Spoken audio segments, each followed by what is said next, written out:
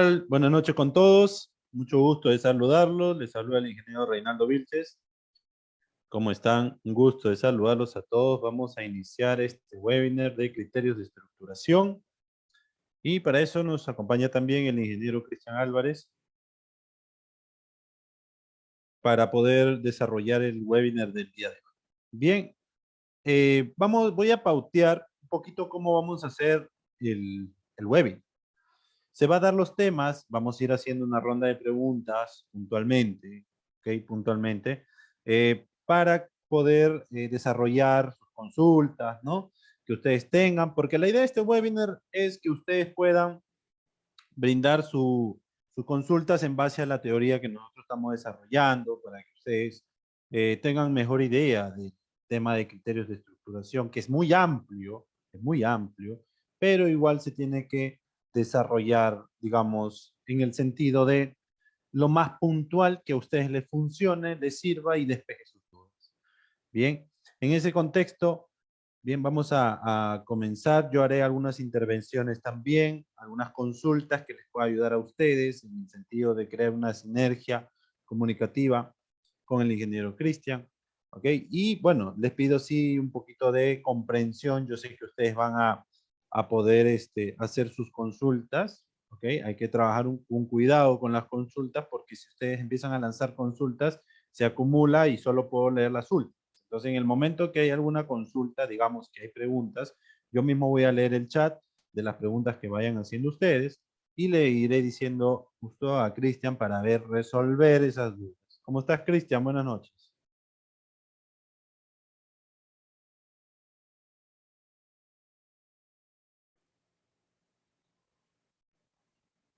A ver, un segundo, vamos a activar el tema del... Aquí, un segundito.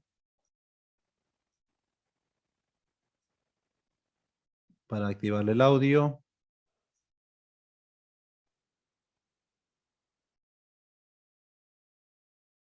Un segundo, por favor.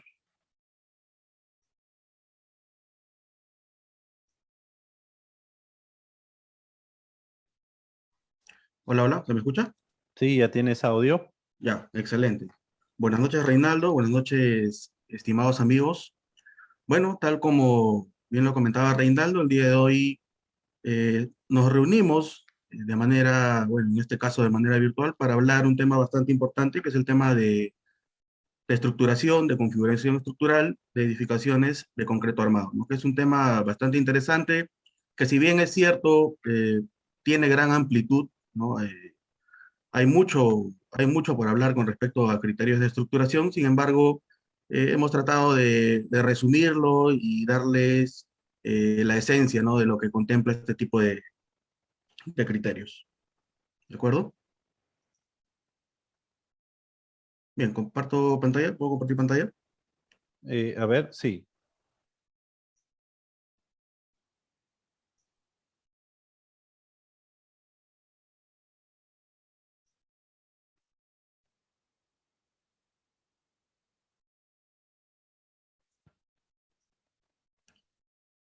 De acuerdo. Entonces, eh, permítanme presentarme. Mi nombre es Cristian Álvarez. Soy ingeniero civil. Ya, bueno, hay experiencia en todo lo que corresponde a diseño de albañilería, concreto armado, estructuras metálicas. Hay experiencia también en lo que es diseño, pero ya en el rubro de hidrocarburos, ¿no? Entonces, tal y como comentaba, vamos a tratar pues de indicarles, ¿no? De una manera de repente un poco resumida por el tema del tiempo, los principales criterios de estructuración que nosotros tenemos que tener en cuenta, ¿no? Al momento de hacer diseños de edificaciones de concreto armado, ¿no? ¿Correcto? Ahora, antes de empezar a hablar de lo que es configuración, tenemos que tener claro sobre los sistemas estructurales, ¿no? Tenemos que entender qué son sistemas estructurales y qué tipos de sistemas estructurales principalmente tenemos al menos a nivel nacional, ¿no? Bien, entonces, un sistema estructural nosotros lo definimos, ¿no? Como un conjunto o la unión de elementos estructurales que conforman un cuerpo único, nos dice, ¿no? Es decir, conforman un conjunto que unidos, ¿no? Hacen sinergia para conformar o para tener cierto comportamiento estructural de cara a lo que son cargas verticales y horizontales, ¿no? Llamamos cargas verticales, pues todo lo que son cargas, de repente cargas muertas, cargas vivas, cargas de nieve de repente, ¿no? Y cargas horizontales, pues hablamos ya, ahí empezamos a hablar pues de sismos o incluso cargas por temas de viento, ¿no? ¿Correcto? Ahora, si bien es cierto, la norma es 030, ¿no? Nos comenta una serie de sistemas estructurales, tanto en albañilería, concreto armado, acero, madera incluso. Vamos a hacer la principal diferencia en lo que es albañilería y concreto armado, ¿no? Ahora, ¿esto por qué? Esto obedece a una serie, pues, de dudas que existen normalmente con respecto a sistemas de albañilería y de concreto armado, ¿no? Creo que para nadie es novedad que hay muchos planos que a veces llegan, pues, a nuestras oficinas o de repente algunos planos que han podido revisar, en el cual tenemos edificaciones que aparentemente son de albañilería, sin embargo, cuentan con zapatas o cuentan con algunos pórticos. Entonces, ¿cómo definimos, ¿no? O cómo podríamos diferenciar de repente nosotros entre estructuras de albañilería y estructuras de concreto armado, ¿no? Eh, Podríamos partir incluso desde la forma en la cual nosotros construimos, ¿no? En estructuras de albañilería, ¿no? Evidentemente son estructuras conformadas por muros, unidades de albañilería, colocados pues una sobre otra, ¿no? Apilados y unidos con un mortero. Estos pueden ser de arcilla, pueden ser bloques de concreto, etcétera. En este sistema, lo primero que se hace es el muro, ¿de acuerdo? Y finalmente, lo que se hace es hacer el vaciado, pues, de las columnas, vigas, losas, etcétera, ¿no? Entonces, acá lo primero que se hace es la colocación o, digamos, la construcción del muro, ¿correcto? Sin embargo, en las edificaciones de concreto armado, llámese pórticos, placas, etcétera, lo primero que se hace, pues, son precisamente las columnas o placas, ¿no? ¿Qué quiere decir? ¿No? O a qué nos lleva esto? A que en las edificaciones de albañilería, los llamados a resistir las cargas laterales no necesariamente son las columnas, ¿no? Acá lo que se espera, el elemento principal, si queremos llamarlo de esa manera, son los muros. Y lo que se espera primeramente es que ante cualquier carga lateral, lo que falle primero sean los muros, ¿de acuerdo? Y una vez que fallan los muros, recién entran a tallar los confinamientos, ¿no? Las columnas, las vigas y la cimentación, ¿correcto? Otra diferencia que también podríamos encontrar es el tema de la cimentación. Cuando nosotros tenemos albañilería, hablamos de cimientos corridos, no hablamos de zapatas, ¿no? ¿Por qué cimientos corridos? Pues porque son muros que van a tener una carga distribuida, en el cual nosotros vamos a tener cimientos corridos a todo lo largo de los muros, ¿no?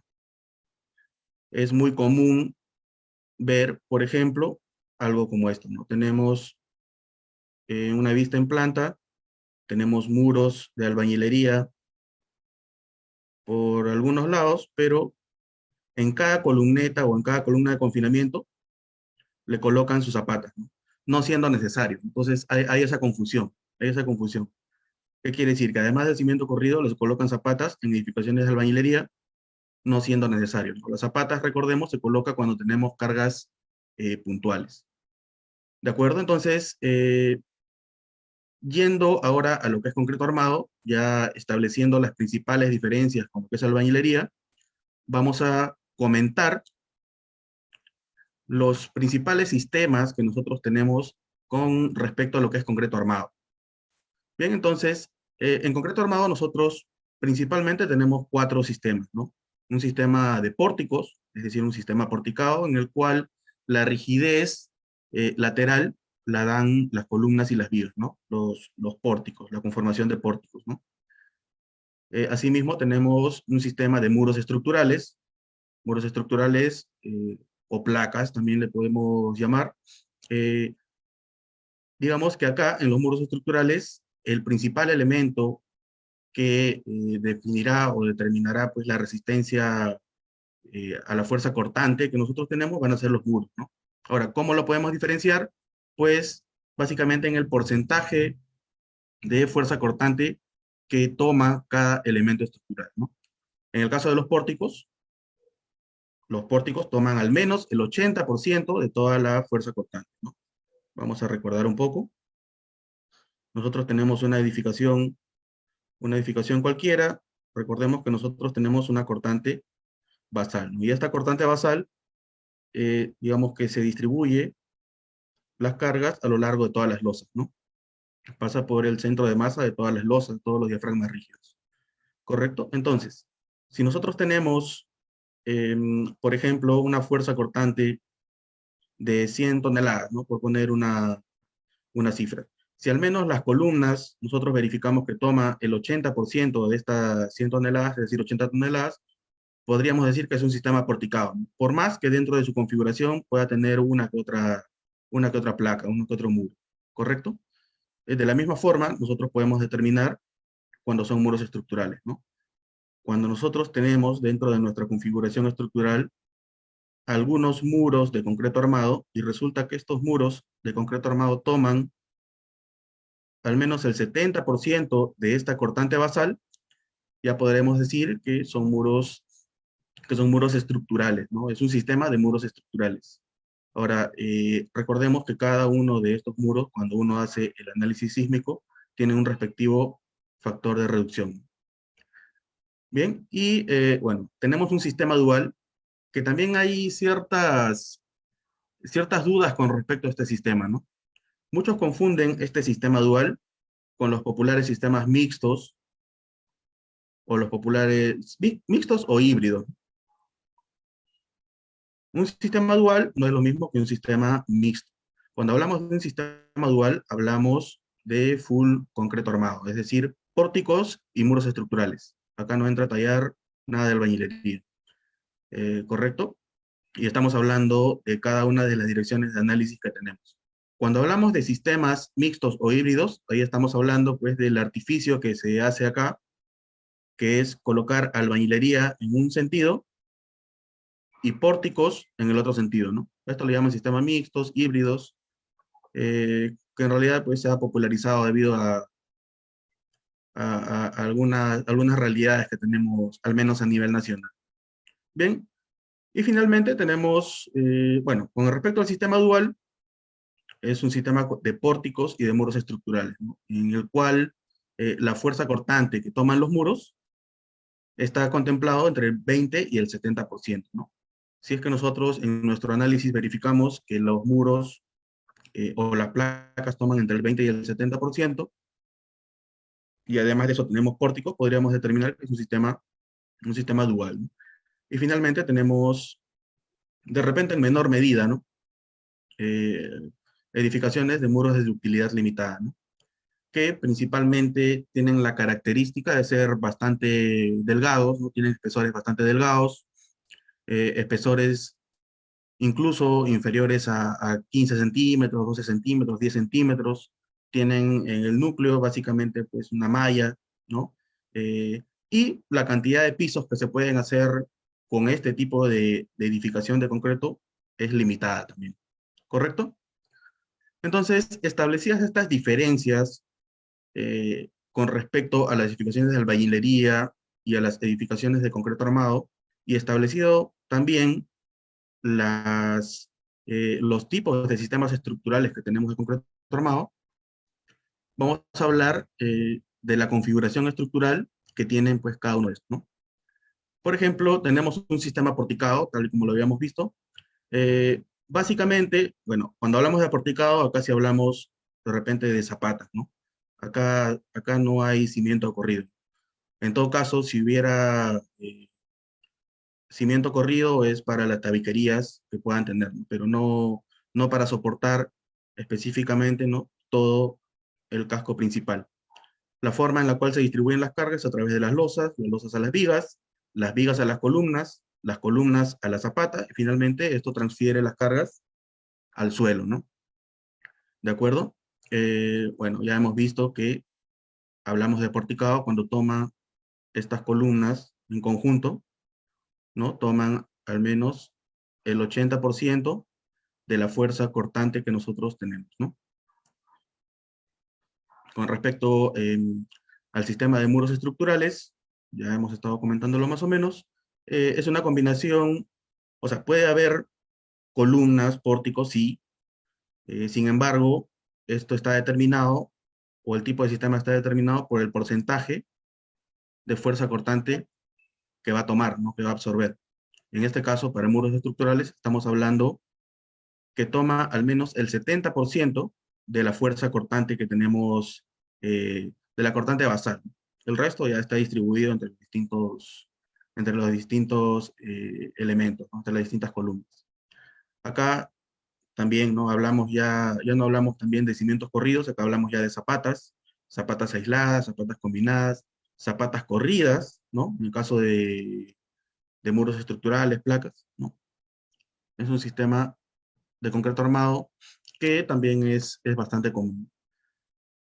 Bien, ahora en cuanto al sistema dual, eh, es muy parecido a lo que es de muros estructurales. Sin embargo, acá la principal diferencia que tenemos es en el porcentaje de fuerza cortante que esta vez toman los muros, ¿no? Acá, digamos que se distribuye la fuerza cortante entre pórticos y placas, ¿correcto? Ahora, definitivamente esto no es posible verlo a simple vista, ¿no? No es posible establecerlo a simple vista. Para esto ya se tendrían que, de repente, utilizar algunos software, algunos modelos matemáticos, en el cual uno le aplica las cargas sísmicas y ahí poder verificar el porcentaje de fuerza cortante que toma cada uno de estos elementos. Bien. Ahora, con respecto a la estructuración de columnas, ¿no? Nosotros ya sabemos que para cada elemento estructural tenemos lo que llamamos predimensionamiento, ¿no? Predimensionar no es saber diseñar, ¿no? Es importante aclarar eso. Al predimensionar, uno tiene, digamos, los primeros indicios, las primeras aproximaciones con respecto a las dimensiones que va a tener nuestro, nuestro sistema estructural, ¿no? Nuestra edificación, ¿ya? Sin embargo, solo aprendiendo a predimensionar no es que uno ya pueda realizar edificaciones, ¿no? O ya sepa diseñar, ¿no? Pero es una primera aproximación. Ahora, con respecto a el predimensionamiento de columnas, hay distintas metodologías, eh, distintos métodos que utilizamos, pero si por ahí me hacen la consulta, el que yo prefiero es este método para predimensionar. Entonces, este es un método tomado del ingeniero Roberto Morales Morales. Ahora, ¿por qué este y no de repente los otros? Porque acá ya está considerándose incluso desde el predimensionamiento un factor de aplastamiento y un factor incluso por temas sísmicos, ¿no? No voy a profundizar en lo que es predimensionamiento, pero bueno, ya muy a grosso modo, ¿no? Sabemos que para cada tipo de columna, ¿no? Tiene un campo de acción, un área tributaria que nosotros le llamamos, de acuerdo a esta área tributaria, nosotros tenemos que cuantificar la carga muerta y la carga viva, ¿no? La carga muerta de acuerdo de repente a los acabados, a las estructuras, a la tabiquería que pueda tener, etcétera, y la carga viva de acuerdo al uso que vaya a tener la edificación, ¿no? Esto multiplicado por el área tributaria y esto multiplicado por la cantidad de pisos que va a tener tu edificación. Ahora, una vez tomado esto, pues se toman esta serie de factores de acuerdo al tipo de columna que uno está analizando. Y acá ya establecemos la sección transversal que pueden tener nuestras columnas, ¿no? Y acá, bueno, acá, como comentaba, ¿no? De acuerdo al tipo de columna, ¿no? Central, perimetral, en esquina, uno toma estos factores como para poder predimensionar. Correcto que es bastante, es un cálculo bastante simple en realidad, ¿no? Ahora, con respecto a las columnas, uno tiene que tener en cuenta ciertas consideraciones al momento ya de hacer la estructuración, ¿no? Algo importante a tener en cuenta es que si uno hace una buena estructuración, más adelante vas a tener o te vas a ahorrar muchos dolores de cabeza, ¿no? Muchos pasos incluso al momento de diseño. Si es que tu estructuración es buena, incluso, ¿no? Porque, bueno, antiguamente pues no había tanto software de diseño, no había tanta tecnología como para poder diseñar las edificaciones, ¿no? Sin embargo, hay algunas edificaciones que a pesar de que no han sido sometidas pues, a cálculos exhaustivos, tienen un buen comportamiento estructural. Bien, ahora esto es porque tiene una buena estructuración. Em, Nosotros, al estar en una zona sísmica, en una zona eh, en la cual necesitamos, ¿no? Que nuestras estructuras tengan un buen comportamiento sísmico, siempre esperamos que nuestras estructuras sean lo más regulares posible, ¿no? De repente sean eh, de formas geométricas regulares, ¿no? Solo que a veces los retos pues, de la arquitectura hacen que no se pueda hacer eso, ¿no? Pero una buena estructuración te puede ayudar a predecir de alguna forma el comportamiento que puede tener. Es así que en el caso de las columnas, por ejemplo, nosotros tenemos que tener en cuenta que las columnas no son solo sometidas a cargas axiales, ¿no? No solo la columna va a estar sometida a cargas axiales que actúen, bueno, fuera, ¿no? Si solamente estuvieran sometidas a cargas axiales, excelente, ¿no? De repente, con un simple cálculo ya podríamos determinar las dimensiones de la columna, ¿no? De repente hasta con el predimensionamiento nada más podríamos tener las dimensiones de la columna sin necesidad de tener tanto cálculo de por medio. Pero la realidad no es esa, ¿no? La realidad es otra. La realidad nos dice que la columna también está sometido a esfuerzos de flexo-compresión. ¿Por qué? Porque estas columnas están conectadas con vigas, están conectadas con losas, etcétera, ¿no? Entonces, esta conexión con las vigas va a hacer que tengamos algunos momentos que se generan acá. Ahora, estos momentos definitivamente van a hacer que tengan esfuerzos de flexo-compresión. Ahora, al tener estos esfuerzos de flexo-compresión, vamos a necesitar que nuestras columnas, entre otras cosas, tengan una sección transversal de repente un poco más importante, un poco más grande. ¿Correcto? Eh, También, bueno, acompáñenme a verificar esto, ¿no? Cuando tengamos columnas rectangulares, ¿ya? Los efectos de esbeltez, recordemos que un elemento estructural se dice que es esbelto cuando la relación de largo con la sección transversal, ¿no? Es muy alta. Es mucho más alto que ancho, ¿no? Es más esbelto cuando tiene esas características, ¿no? Entonces, nosotros podemos limitar las dimensiones que tengan unas columnas, ¿no? Nosotros tenemos columnas cuadradas, tenemos columnas que de repente son un poco más alargadas, ¿no? Sin embargo, conforme más altas sean estas columnas, de repente en esta dirección van a tener un buen comportamiento. Sin embargo, en esta dirección transversal, que es la zona de menos espesor, ¿no? De menos peralte, vamos a tener algunas solicitaciones más grandes, ¿no? Es por eso que podemos limitar este espesor, este menor espesor, a un límite de 25 centímetros, ¿no? Ahora, seguramente se preguntarán, ¿no? Pero yo he visto que hay columnas que colocan de 15 centímetros por 40 de repente, ¿no? Eh, Sobre todo en las edificaciones de albañilería. Pero una vez, una vez más nos regresamos a lo que comentábamos al principio, ¿no? Las diferencias que tenemos en albañilería con concreto armado, ¿no? En albañilería el comportamiento es distinto, ¿ya? Entonces, cuando hablamos de concreto armado, de puras edificaciones de concreto armado, pórticos, digamos, placas, sistema dual, entonces tenemos que limitar como mínimo, ¿no? Que sea 25 centímetros el ancho menor, ¿no? Ahora, de preferencia, considerando que vamos a tener pórticos en ambas direcciones, eh, vamos a requerir, ¿no? Que de preferencia sea lo más cuadrado posible, al menos la columna. Pero bueno, sí hay casos en los cuales sí tenemos que colocar de repente columnas un poco más alargadas, ¿correcto? Bien, en la estructuración de una edificación existe el criterio bastante difundido de peraltar las columnas en dirección de los pórticos principales, ¿no? Ahora, vamos a detenernos un ratito en esto que son pórticos principales. Antiguamente, incluso en la actualidad, le llaman pórticos principales a los pórticos en los cuales va a estar apoyado, digamos, la losa, ¿correcto? Eso le llaman la dirección principal. Eh, Antiguamente, incluso, lo que se hacía en edificaciones de concreto armado es considerar un mayor peralte solamente en los pórticos principales, ¿no?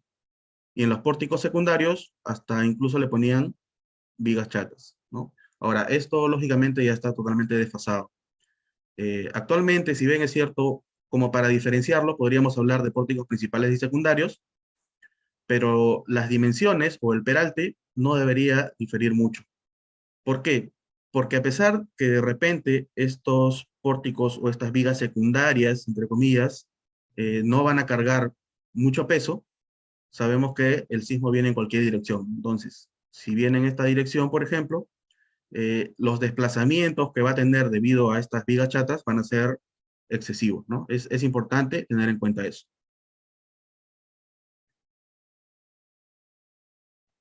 A ver, me hacen unas consultas, vamos a aprovechar en responder algunas consultas. Me dicen, ya, claro, dicen que la albañilería confinada, la columna no debe ser del tamaño del muro, o sea, 15, claro, es lo que comentábamos hace un momento. En albañilería, ¿no? Las columnas o columnetas suelen ser del mismo espesor del muro, ¿ya? Sin embargo, ya hemos visto que el comportamiento de una edificación de albañilería con respecto a una edificación de concreto armado es distinta, ¿no? Entonces, eh, son reglas del juego distintas, ¿no? Ahora, dicen, ¿no? Buenas noches, ingeniero. Una pregunta. He visto viviendas de sistema de albañilería confinada de columnas mayores a los 3 metros. ¿Eso afectaría a la columna por flexocompresión? Claro que sí. Cuando nosotros tenemos columnas muy altas, ya lo que estábamos comentando ahora, ¿no? En el cual tenemos mucha esbeltez en la columna, de todas maneras, los efectos de flexocompresión van a ser muy grandes. Entonces ahí la sección de las columnas tiene que ser mayor, ¿no? Mientras más alta sea tu edificación o tu entrepiso, las dimensiones de las columnas también tendrían que ser más grandes.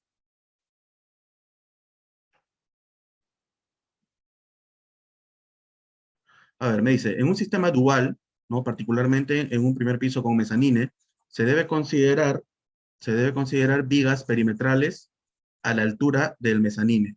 Así es, ¿no? De preferencia cuando tengamos este tipo de estructuras en las cuales las columnas sean muy altas y de repente tengamos que colocar ahí algunos accesorios adicionales o algunas pequeñas losas, ¿no? Mezanines, sí, de preferencia podrías colocar algunas vigas intermedias de apoyo. Bien, vamos a ir continuando. Por ejemplo, acá, ¿no? Eh, si bien es cierto, bueno, este es un sistema híbrido, ¿no? Acá se está peraltando la columna en el sentido de los pórticos, pero acá esto es por otro motivo, ¿no? Esto es una edificación híbrida. Recordemos que las edificaciones híbridas tienen albañilería en un sentido y pórticos transversalmente, ¿no? Entonces, eh, este peralte adicional, además de los efectos eh, de flexocompresión que podría tener y por lo cual se tiene que aumentar la sección de estas columnas, es debido a lo que llamamos longitud de anclaje, ¿no? De los aceros. ¿De acuerdo? Que esto lo vamos a ver un poquito más adelante. ¿Correcto? Bueno, acompáñenme a verificar esto también, ¿no? Nos dice que en las edificaciones exclusivamente conformadas por pórticos, sin muros o placas, los momentos de sismo son más importantes que los de cargas de gravedad, ¿no? En muchos casos es así, ¿no? Muchas veces se subestima a los efectos sísmicos, ¿no? Simplemente, si es que uno construye solamente por cargas de gravedad, seguramente podríamos, en un hipotético caso, ¿no? Imaginemos que acá en el Perú no existan los sismos, ¿no? Uno ante cargas de gravedad puede hacer pues una cantidad de pisos, de repente no necesitando elementos estructurales tan grandes, ¿no? Pero esa no es nuestra realidad. Nuestra realidad nos dice que tenemos, que estamos en una zona bastante sísmica, estamos en el cinturón de fuego del Pacífico, en el cual se juntan dos placas tectónicas, entonces tenemos que, de todas maneras, nosotros analizar nuestras edificaciones ante sismos, ¿no?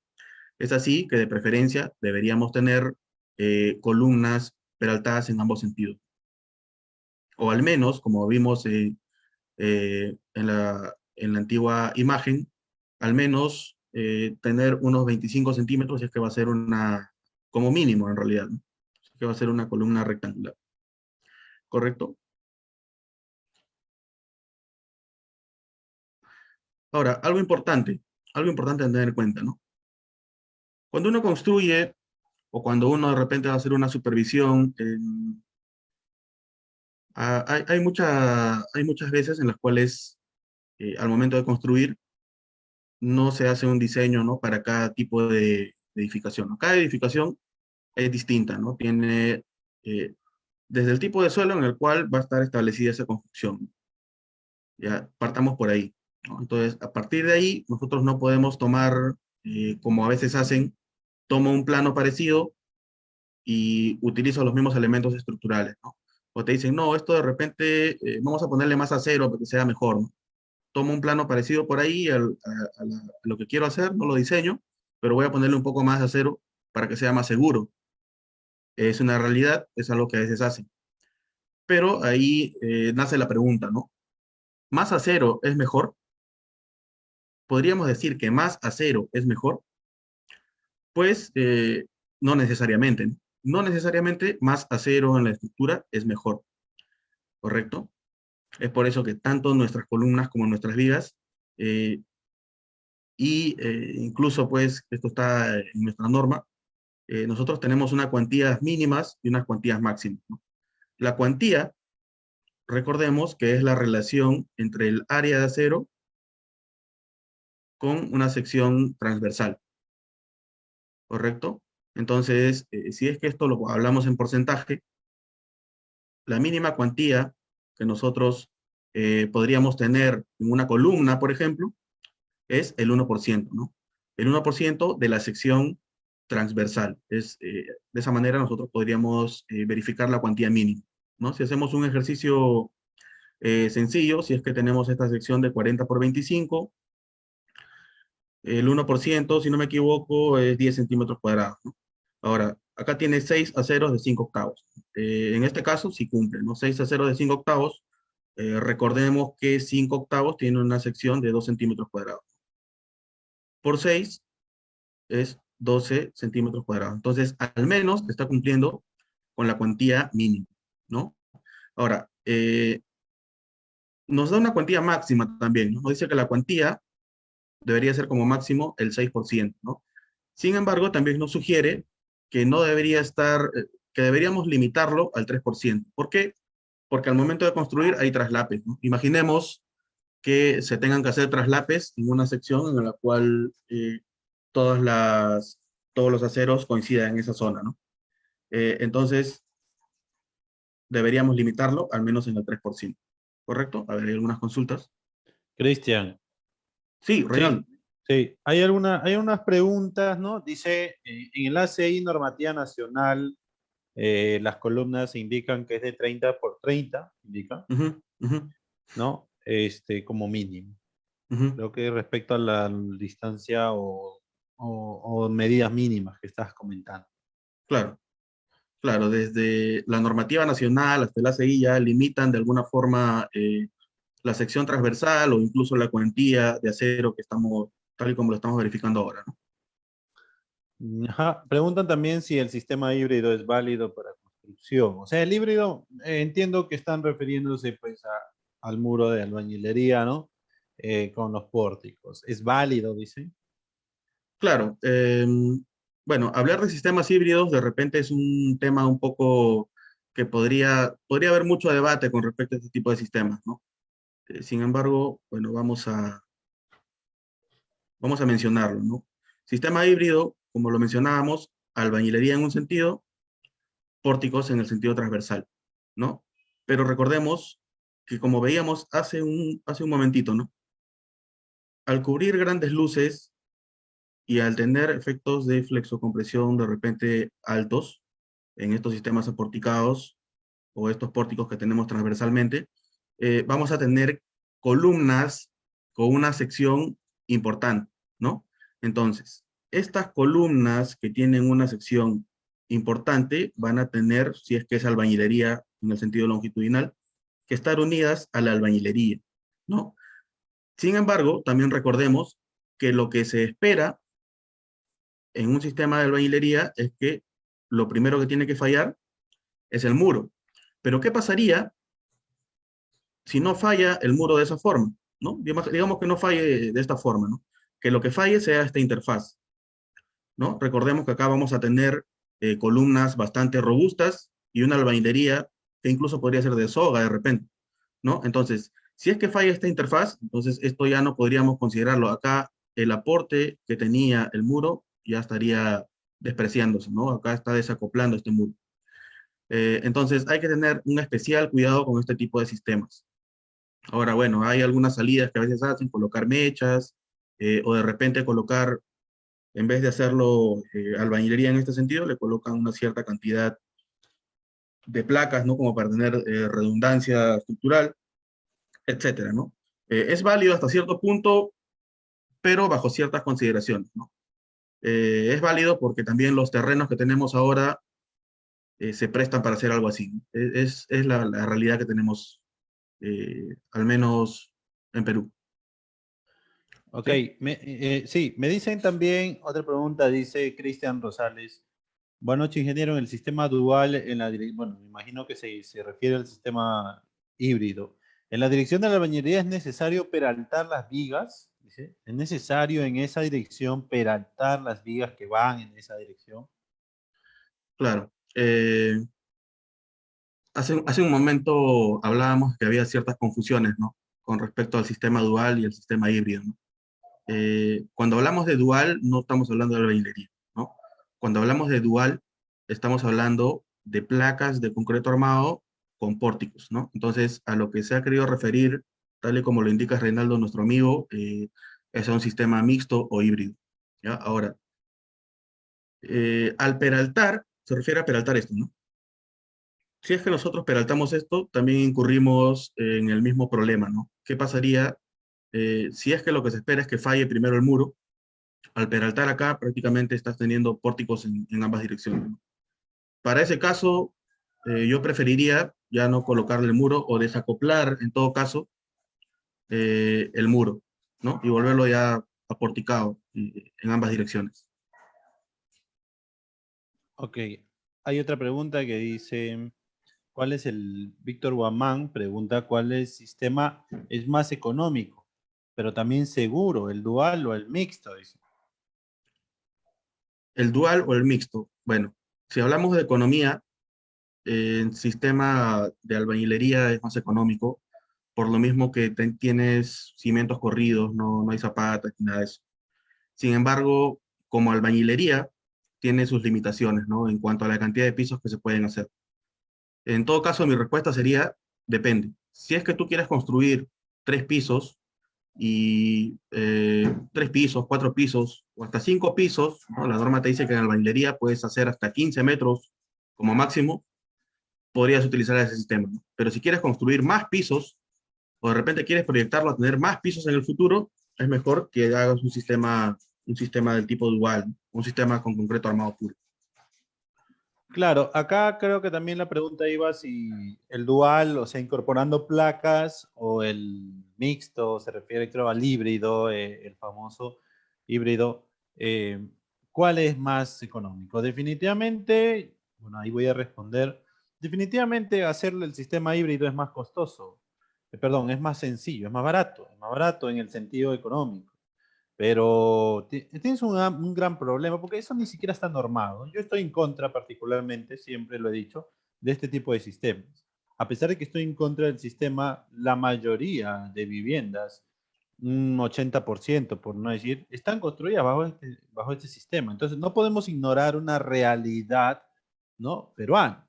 Entonces, la gente no aísla los muros, no coloca placas porque dice que es caro, a veces dice para 3, 4 pisos no es necesario, esos son para 10 pisos, ¿no? Pero una gran realidad también es que como no está normado, ¿okay? El sistema del muro con los pórticos, entonces ahí como que construimos la vivienda, sí, sí, más económica, pero lo dejamos al, ¿qué pasará? ¿No?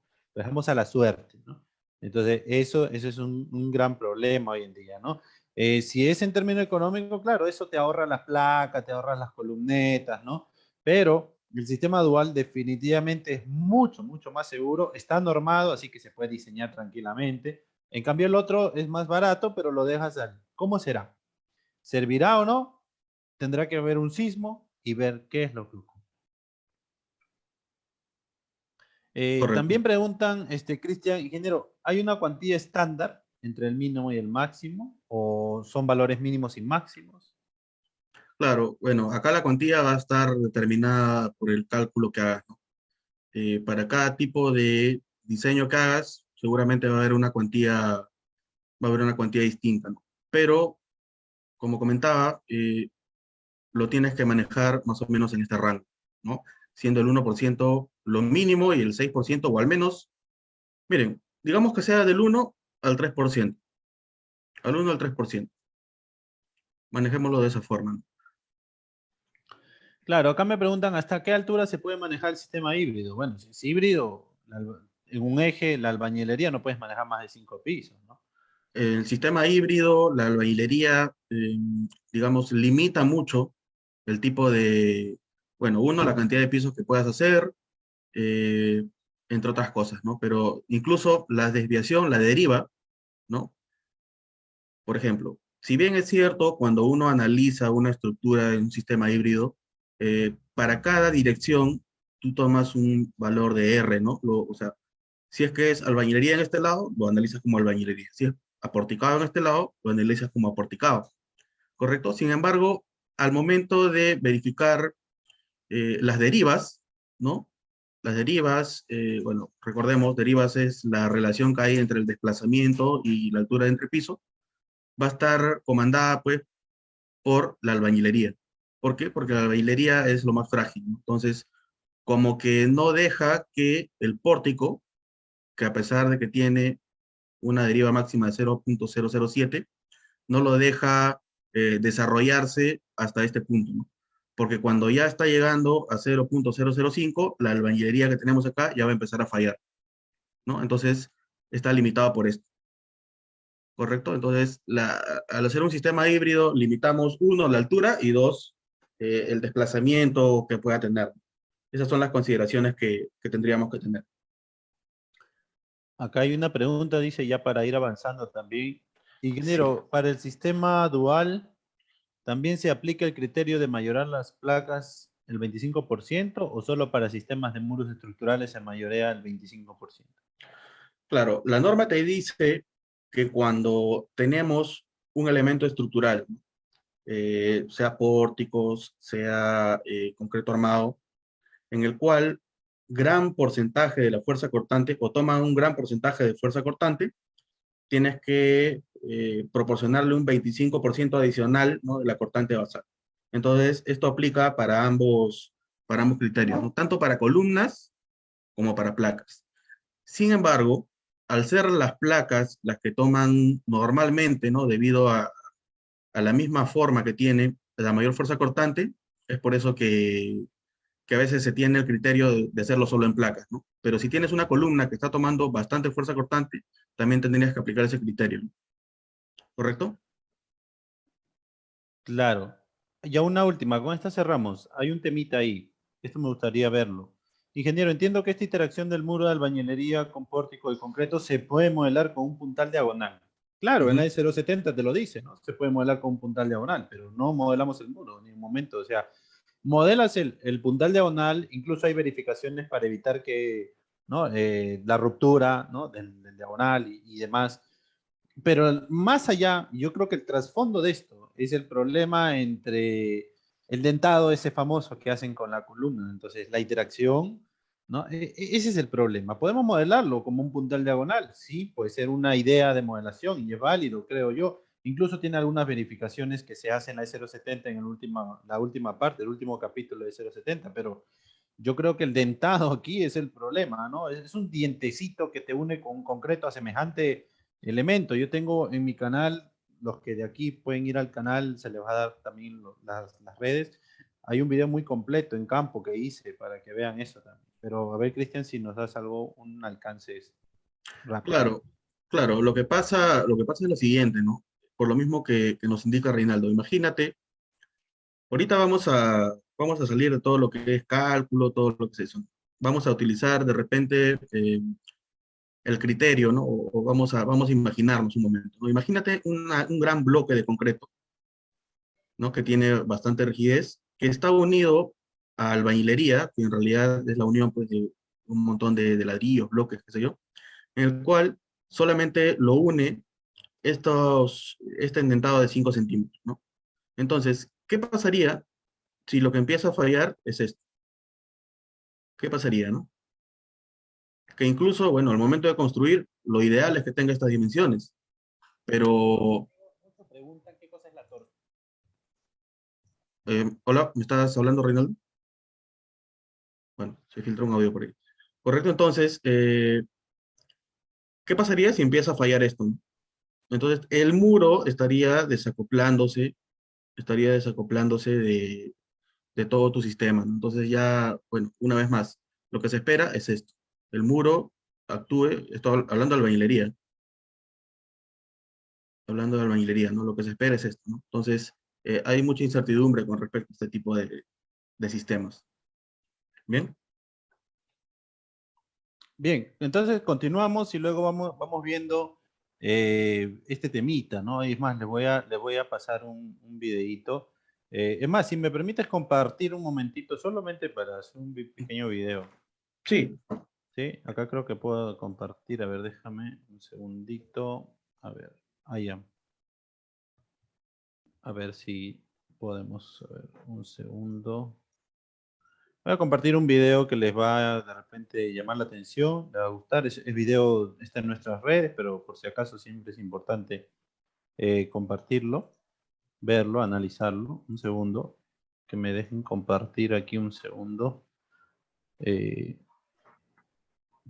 a ver si, a ver un segundo. Ok. Ah, tienes que dejar de compartir para poder ah, compartir, por favor. a ver,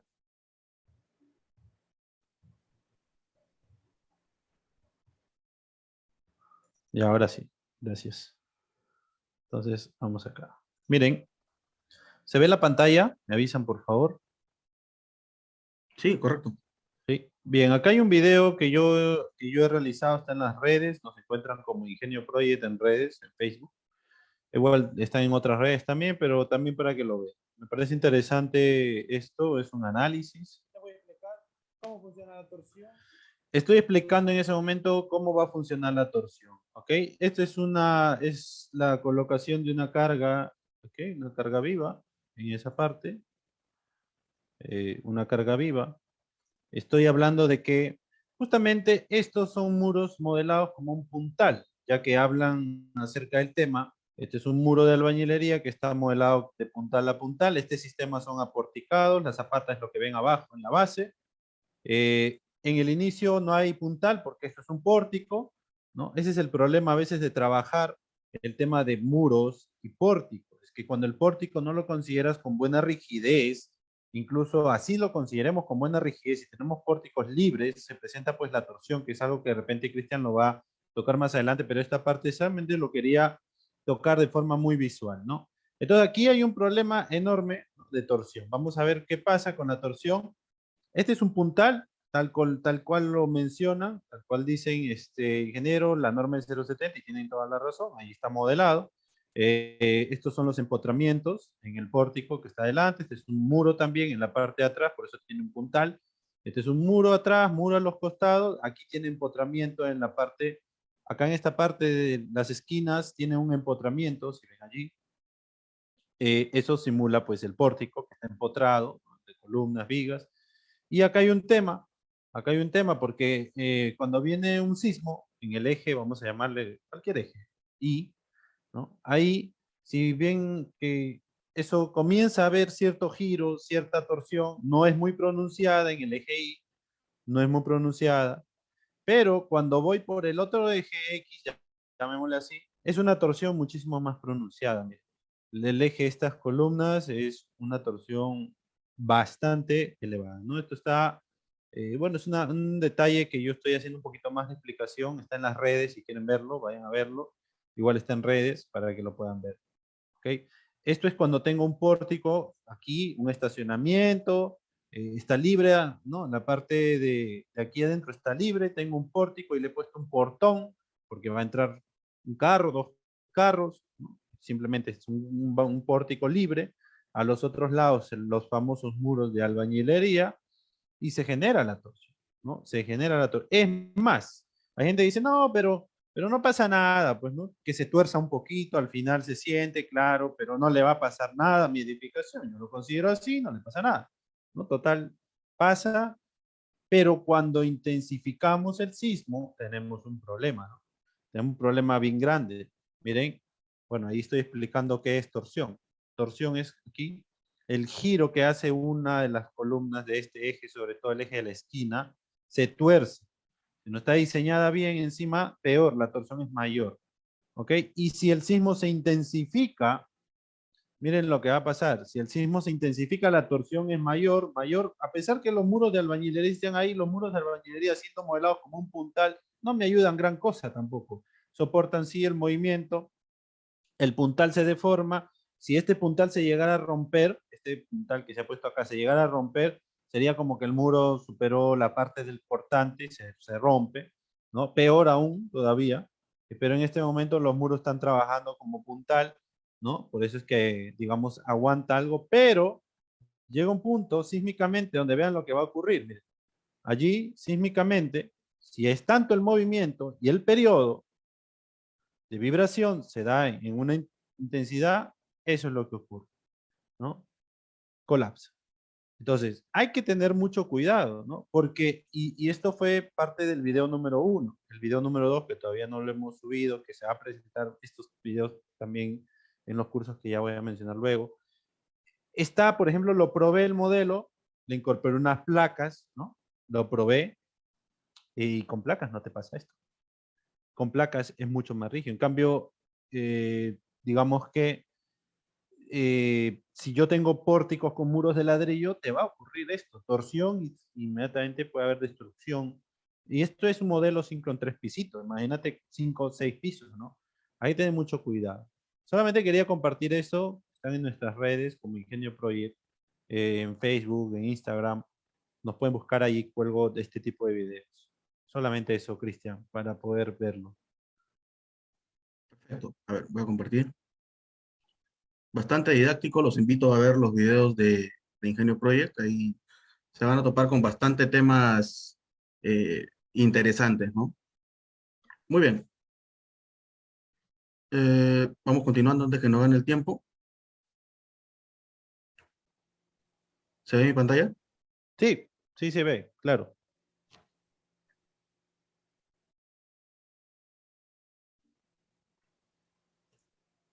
A ver, un segundito, por favor.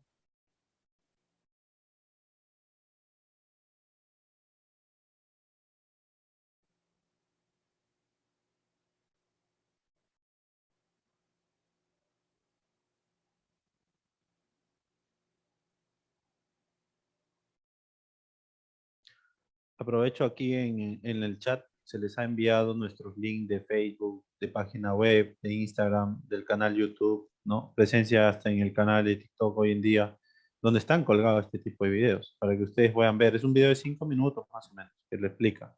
Entre otros, ¿no? Entre otros. Aprovecho, aquí están las redes, ahí en los links. ¿Ok? Ok, bien, ¿Me, Elber, me das, me das un segundito, por favor? Estoy teniendo un sí, problemita acá. sí, no te preocupes, está bien. Vamos a ir viendo algunas preguntas. El verga larga, dice. Falta link. Ah, bueno, tengan cuidado con, bueno, hay comentarios que voy a leer, hay otros que no. Ok. Am, Bien, entiendo que sus comentarios son de forma seria, ¿no? Espero que sea así. Eh, Ahorita vamos a hablar de longitudes de desarrollo. Justo eso es lo que Cristian quiere tocar, longitud de desarrollo. ¿Sí? Ahorita vamos a verlo. Si el Sí, dentado es de muro de cabeza, hasta que soluciones, voy a responder algunas cosas, unas consultas. ¿No? sí, sí.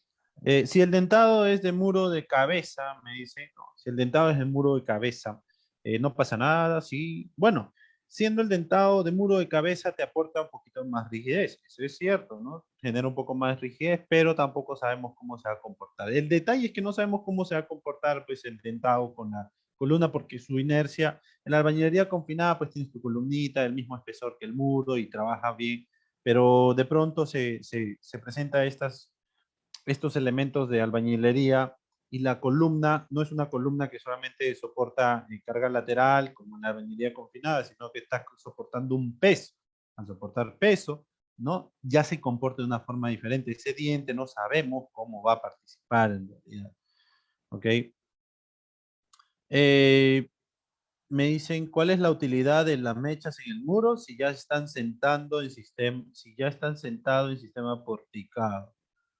Eh, por eso les digo, o sea, a ver, entendamos eso, ¿no? Hay que entender los criterios. Si estamos trabajando albañilería confinada en un eje eh, y en el otro pórticos, los pórticos trabajan bien, pero el tema de la albañilería confinada es el detalle, por eso se le pone mecha, ¿no? Eh, a ver, aquí, en caso de tener aporticado con arríos 3 de acero, ¿cuál sería el R? He visto en algunos casos reforzamiento. ¿Y cómo sería su comportamiento? En el caso de tener aporticado con arríos 3 de acero. Me imagino que te refieres a las cruces de San Andrés. Me imagino que te refieres a eso, Cristian, ¿no? Más o menos es ¿cuál sería el R? Están consultando. Eh, Acá sí lo- tendrías, lo que diría es que se tendría que considerar, claro, acá se está contemplando un reforzamiento de repente con estructuras metálicas, ¿no? sí, Claro, acá tienes que considerar el R de la estructura principal, ¿no? O sea, si es que estás considerándolo con concreto armado principalmente, tendrías que utilizar el R del concreto armado. Estoy teniendo unos problemas, no puedo compartir, no sé, creo, voy a tratar de salir un momento, un minutito nada más, me vas a disculpar y voy a reingresar. Ha habido un problema ahí al momento de compartir, me parece. ok. Ya, sí, algo rápido, me van a disculpar un ratito.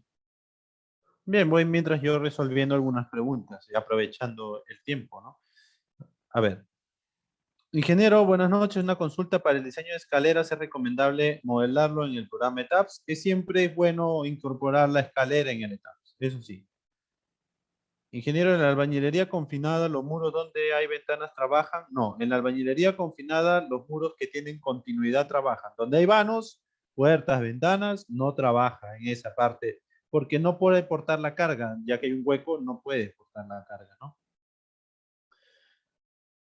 Cuando se hace el análisis de cortante basal, se analiza en los dos sentidos de la estructura, en ambos ejes, ¿no? En ambos ejes, sí, claro. Es que entendamos que el tema sísmico es un tema denso, es un tema complicado, pero para simplificarlo, los ingenieros lo modelan en un eje y en otro, ¿no? Básicamente es eso. En la albañilería confinada se hace el cortante basal. En los pórticos se hace el cortante basal. Porque el cortante basal está en función del ZUCS, ¿no? El SUX, ¿no? Y los números de pisos también, ¿no? El número de niveles, la carga también. Entonces, eh, está en ambos, se desarrolla en ambos, ¿no? Dice, ingeniero, ¿de dónde saca el valor en número? Justo lo que hablaba, ¿no? Del tema de la cortante basal, ¿no? El tema de cortante basal, ¿no? El ZUCS, ¿no? Perdón, del Z, del SUX, ¿no? Del SUX. Sí, ZUCS, entre, pues, lo que consideres tu número de pisos y la carga, ¿no? El ZUCS básicamente es la zonificación sísmica, el tipo de suelo, ¿ok? El uso de la edificación, va a ser vivienda, va a ser hospital. En función de esa fórmula que está bien plasmada en la E030, pues tú puedes hallar el tema del cortante basal. ¿Por qué y para qué es importante el tema del cortante basal? Porque en función del cortante basal, a ver, por favor, hay unos audios por aquí. Ya, ahora sí.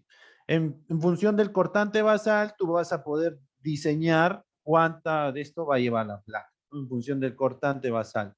¿Ok? Se entiende que muro portante es el ordenamiento en cabeza también de soga. Puede ser de soga. Un muro portante de 5 con 18 huecos puede estar en soga sin problema. ¿Ok? ¿De qué depende que cumpla esa función? De que vaya desde el primer piso hasta el último sin interrupción, sin huecos, sin vanos, sin ventanas, sin puertas. Eso depende. Listo. ¿Ok? Bien. Acá, ¿qué criterios se asumen cuando configuración plana es irregular? Como por ejemplo áreas, esquinas, ya eso vamos a ver un ratito. Y que siempre ponen placas en el ascensor. Se pone placas en el ascensor porque justamente es una zona donde nos permite ir desde abajo hacia arriba y nos permite tenerlo a veces, muchas veces en el centro de la edificación. Entonces nos brinda pues mayor simetría la placa. Por eso es que lo colocan en el centro de, perdón, en la caja de ascensores. Es una práctica muy común en estructuración. Bien. Me dicen, ¿con qué periodo usar? Ya, ahora sí creo que está Cristian, ¿no? Cristian, hola. Sí, sí, ahora Sí. sí. Ya con esto termino para que pueda seguir. Solamente esta pregunta. ¿Qué periodo usar para el diseño de estructuras de concreto armado? Hablamos de periodo y hablamos de tema cíclico. Mira, la pregunta más que qué periodo usar es hasta, de repente, como un primer criterio, uno podría considerar que por cada piso uno podría contemplar 0,1, ¿no? Un periodo fundamental de 0,1. Por ejemplo, si tienes una edificación de 5 pisos, tu periodo fundamental más o menos estaría bordeando el 0,5, ¿no? Más o menos ese criterio se podría utilizar, ¿no? Si por ahí va la pregunta, ¿correcto? Muy Bien, bien. entonces, Bien, continuamos, Cristian, gracias. sí, discúlpame, hubo acá un problemita técnico. Bien, entonces, bueno, tema de predimensionamiento de vigas, más o menos ya es conocido, no voy a profundizar en esto. Bueno, acá hay dos formas de repente de predimensionar, ¿no? Una fuente es el ingeniero Roberto Morales y otra es el ingeniero Antonio Blanco Blasco. Eh, el ingeniero Antonio Blanco Blasco lo toma como 1/10 o 1/12, ¿no? Un primer criterio para predimensionamiento de vigas. El ingeniero Roberto Morales lo hace de repente de esta forma, ¿no? Sin embargo, si es que uno hace esta breve operación, básicamente son criterios muy aproximados, ¿no? Ahora, la E060, el ACI 318 no solamente tiene este 1/10 o 1/12, ¿no? De acuerdo a si la viga es continua, si está en voladizo, etcétera, toma otra serie de criterios para predimensionar, ¿no? ¿Correcto? Bueno, algunos tipos de vigas que nosotros tenemos, vamos a recordar un poco, nosotros tenemos viga peraltada, que es la viga que sobresale a la losa, tenemos viga peraltada invertida, tenemos viga peraltada en dos sentidos, y finalmente tenemos las vigas chatas, ¿no? La forma en la cual se comporta una viga peraltada eh, digamos, colgante, vamos a llamarlo así, e invertida, es lo mismo, ¿no?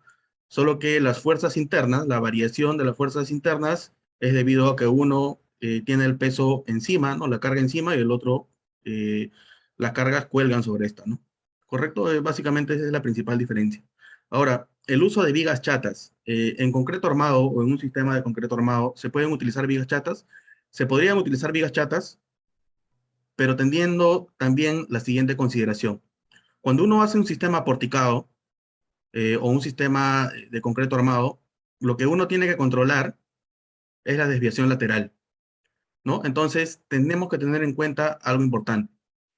Eh, el conjunto de columnas con viga peraltada tiene un desfase inferior a si, a si utilizáramos una viga chata, ¿no? Por ejemplo, si tenemos una columna, una columna columna uno y columna uno, no son exactamente las mismas columnas, ¿no?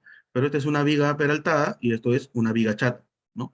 Si es que yo aplico una fuerza cualquiera, ¿no? Una misma fuerza para ambos tipos de pórticos, vamos a tener, por ejemplo, que el pórtico formado por una viga chata va a tener un mayor desplazamiento, ¿no? Es por eso que a veces limitamos el uso de vigas chatas cuando queremos generar algunos pórticos, ¿no? Se puede utilizar, sí, pero siempre y cuando ya tengas controlado el drift, ¿no? La desviación, de repente con otro tipo de estructuras de concreto, ¿correcto? Bueno, vamos avanzando.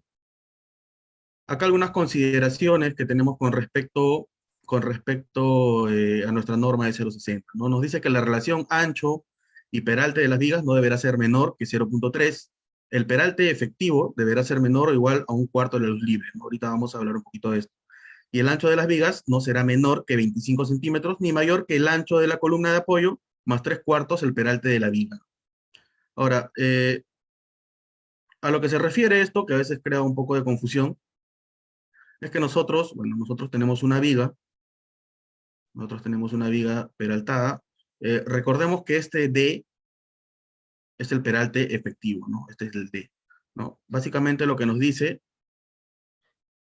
es que si es que nosotros tenemos un pórtico y digamos que este D sea, por poner un valor 50 centímetros, ¿no? Esto no podría ser menor a 2 metros, ¿no? Cuatro veces este D, ¿no?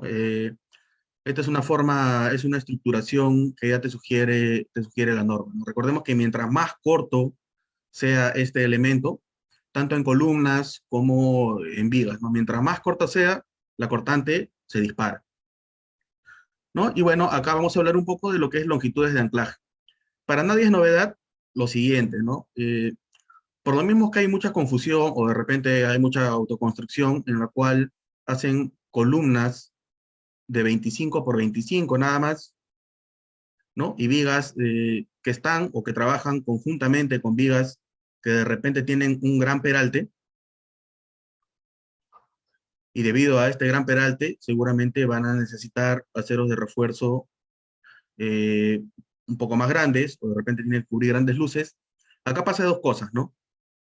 Para empezar, de todas maneras, acá no cumple el criterio de columna fuerte y viga débil, ¿no? Que es uno de los criterios principales que tenemos al momento de hacer nuestro diseño, ¿no? Recordemos que siempre lo que se espera ante un evento sísmico, si es que tuviera que fallar algo primero, tendría que ser las vigas, ¿no? Por ningún motivo o por ningún motivo debería fallar primero las columnas, ¿no? Porque esto significaría ya el colapso de tu estructura, ¿correcto? Entonces, imagínense que tengamos columnas de 25 por 25, ¿no? En la cual, digamos que esto sea aceros de 5 octavos, ¿no? Con un gancho acá estándar. Entonces, si es que nosotros tomamos los cálculos que te sugiere la E060, por ejemplo, en la cual nos dice que tendríamos que tener mire, este C sub E, ¿no? Y este lambda se refiere al uso de epóxico y al uso de concretos livianos, ¿no? Pero digamos que no utilizamos ni epóxico ni concretos livianos, ¿no? Entonces, vamos a delimitarlo por lo siguiente, ¿no? Por la raíz del F'C, todo esto multiplicado por un diámetro de barra, ¿no? Imaginemos que esto sea 4200 y esto sea 210, ¿no? Entonces, bueno, más o menos esto estaría necesitando de 25 centímetros a más como longitud de desarrollo, ¿no? Entonces, tener columnas tan pequeñas que soporten vigas peraltadas con aceros de estos diámetros más o menos, o más incluso, eh, podría ser el caso de que tengamos diámetros un poco más grandes incluso, la longitud de desarrollo no sería la adecuada. Entonces, acá no podríamos considerar hasta cierto punto empotramiento, ¿no? En todo caso, tendríamos que considerar que esto es como un apoyo simple, ¿no? Sin embargo, si es que lo consideras como apoyo simple, los momentos acá se disparan, ¿no? Y la cantidad de acero que necesitas acá también aumenta, ¿no? Y esta es una falla que hasta cierto punto es típica. Entre otras cosas, porque a veces el concreto que encontramos ni siquiera llega a 210, ¿no? Pero bueno, hablando de edificaciones ya construidas, es un tema típico que esto ya se está empezando a deflectar por una mala longitud de anclaje, entre otras cosas, ¿no? Ahora, esto es con respecto a la E060. Sin embargo, el ACI 318, la última versión, ya está hasta cierto punto flexibilizando un poco esta longitud de anclaje, ¿no? pero recordemos que nosotros tenemos que diseñar de acuerdo a nuestra normativa, ¿no? Y nuestra normativa de repente es un poco más conservadora en ese aspecto. Si es que nosotros hacemos este pequeño cálculo, bueno, acá estos factores son algunos factores especiales que tenemos, si es que utilizamos epóxico o de repente por algunos concretos especiales que utilizamos, etcétera, ¿no? De la misma forma este lambda, ¿no? Si es que nosotros hacemos esta operación, seguramente vamos a necesitar una longitud de desarrollo menor, ¿ya? Pero bueno, actualmente nuestra norma E060 no está, digamos, de la mano con este ACI 31819. Seguramente más adelante se actualizará, sí, ¿no? Pero por el momento nosotros tenemos que diseñar con esta normativa, en el cual de repente es un poco más conservador la longitud de desarrollo. Ahora vamos a hablar un poco sobre lo que son losas y su respectiva estructuración, ¿no? Básicamente nosotros tenemos o conocemos tres tipos de losas, ¿no? Aligerada en una dirección, dos direcciones, losa maciza, entre otras, ¿no? ¿Por qué digo entre otras? Porque hay una serie de sistemas como losa colaborante, sistema vigacero o las populares viguetas pretensadas, estas FIR, ¿no? Que, bueno, en realidad también vienen a ser aligeradas en un sentido, solo que la forma en la cual se construye es un poco distinta, ¿no? Bueno, si comparamos entre estos tres tipos de losas, definitivamente la losa aligerada en un sentido es la más económica, ¿no? Sin embargo, la losa maciza se podría decir que tiene una distribución de cargas mejor, pero de repente, si es que quisiéramos utilizar espesores similares, sería un poco antieconómico, ¿no? Entonces, tendríamos que ver el uso de losas macizas, eh, de repente, por el lado de que podríamos utilizar menores espesores, si es que las utilizamos, ¿no? Y de alguna forma se compensaría el uso de losas macizas por el lado económico, ¿no? ¿Correcto? Ahora, la forma en la cual funcionan las losas aligeradas en una dirección o dos direcciones es de esta forma, ¿no? Tienen un área tributaria en la cual se distribuyen a lo largo, ¿no? de las vigas que soportan esto, ¿no? Sin embargo, las losas, cuando tienen una configuración, mientras más cuadrada sea, por más que esté en una dirección, se va a distribuir, ¿no? Por más que sea en una dirección, se va a distribuir de todas maneras en estas vigas, ¿no? Va a tomar parte, o el peso va a apoyar parte en estas vigas, ¿no? Es importante tenerlo en cuenta, ¿no? Ahora, si tenemos losas o una configuración de una losa alargada, ahí sí podríamos decir que prácticamente eh, esta losa en un sentido está apoyándose solamente en dos direcciones, ¿no? Pero la realidad nos dice que a veces colocamos peraltes en los cuatro sentidos, ¿no? Peraltes en los cuatro bordes, ¿no? Entonces, de todas maneras, toma acá un porcentaje de esta carga, ¿no? De ese peso, ¿no? Por ejemplo, acá los que le comento, ¿no? Si las vigas secundarias, ¿no? Ya hemos hablado un poco de lo que llamamos vigas principales y vigas secundarias, fueran chatas y de poco ancho, o simplemente si estas no existiesen, todas las viguetas se deformarían exactamente igual, teniéndose un comportamiento 100% en una sola dirección, ¿correcto? Mientras que en los casos donde existen vigas secundarias peraltadas, si bien existirá un comportamiento principal en una dirección, siempre se generarán esfuerzos en la dirección transversal con la viga secundaria, ¿no? Pero bueno, la realidad pues nos dice que acá lógicamente nosotros en los cuatro perímetros le colocamos al menos vigas chatas, ¿no? Este caso de acá es considerando que de repente coloques simplemente una doble vigueta o una viga de borde, pero nosotros siempre le colocamos al menos en las vigas secundarias vigas chatas, ¿no? Y si es que consideramos que el sismo viene en ambas direcciones, le colocamos peralte en ambos lados, ¿correcto? Vamos a continuar. Algo importante, algo importante y que muy pocas veces he visto que utilicen, ¿no? Siempre a las manos de Ingenio Project ya una serie de planos que tenemos que revisar y hay algo que a veces no se tiene en cuenta. Cuando la tabiquería, cuando la tabiquería está en la misma dirección de las viguetas, nosotros necesitamos que esta vigueta sea una doble vigueta, ¿no? Es decir, colocar dos viguetas juntas, ¿correcto? O, en su defecto, una viga chata, ¿no? Pero con dos viguetas sería más que suficiente. Cuando esta losa esté en la misma dirección que las viguetas. ¿Hay alguna consulta, creo? ¿Hola? No, creo que es un audio que se está filtrando. Ya, ok, ok. Por favor, cuidado con su audio, muchachos.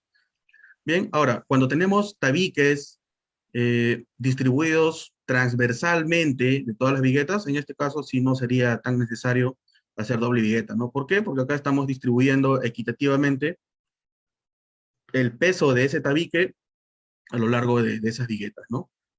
En un momento, sí, vamos a aprovechar, bueno, muy rápidamente vamos a ubicar ahí un planito para que vean cómo es el tema de la doble vigueta.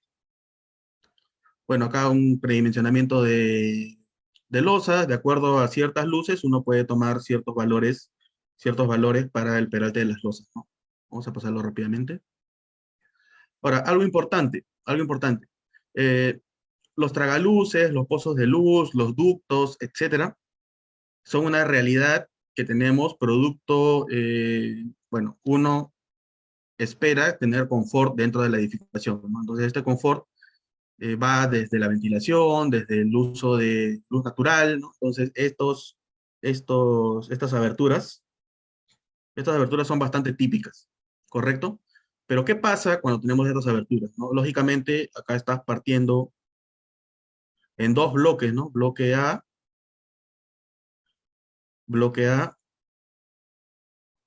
y bloque B, ¿no? Si es que hay algún sismo en cualquiera de sus direcciones, esto seguramente se va a comportar de una forma y esto se va a comportar de otra forma distinta, ¿no?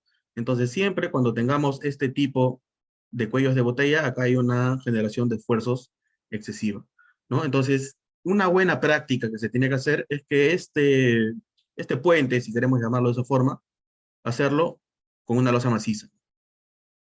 ¿Correcto? De alguna forma, la gran rigidez que tiene esta losa maciza unificará la forma en la cual se comportan estos dos bloques, ¿no? Ahora, si es que el cuello de botella es muy excesivo, ya tendríamos que considerar incluso algunas vigas de acople, ¿no? Esta es una salida. La otra salida, que, bueno, en papel se ve bien, pero de repente en la realidad no tanto, es aislarlo en dos bloques y en la parte central, bueno, aislar este puente, ¿no? Solo que, bueno, ahí de repente lo podemos ver esto en centros comerciales, esto sí podría ser viable, ¿no? Pero si hablamos de viviendas de uso común, hacer esto requiere un presupuesto adicional, ¿no? Entonces, es una buena salida, sí, pero de repente para la economía no está tan bien. Entonces, ambas opciones son viables, ¿no? Solo que tenemos que verificar en qué momento utilizamos una u otra.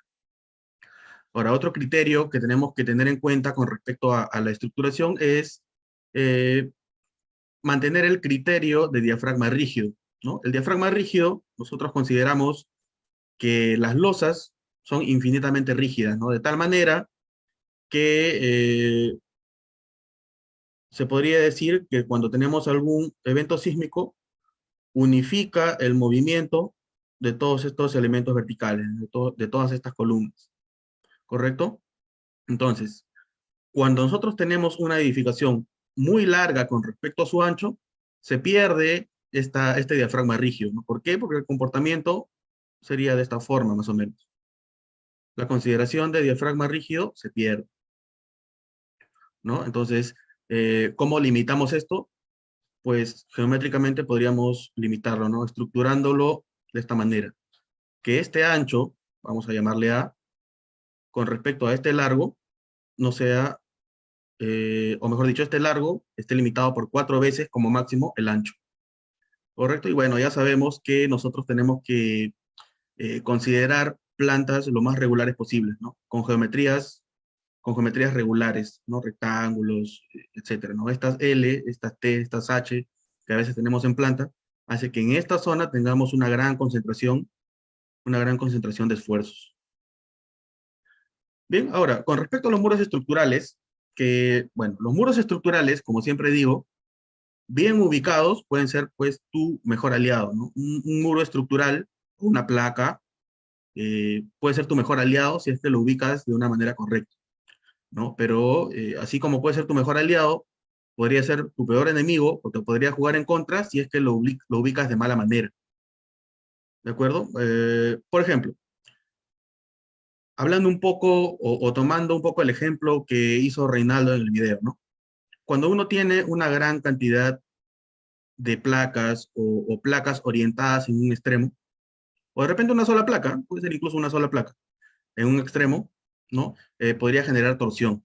Cuando se genera torsión, vamos a recordar un poquito, ¿no? Nosotros tenemos una fuerza sísmica que está distribuida, o lo consideramos así al menos, que está distribuida en todas las losas, ¿no? Y en estas losas pasa por el centro de masa, ¿correcto? Y el centro de rigidez es la forma en la cual tu edificación reacciona ante esta fuerza sísmica.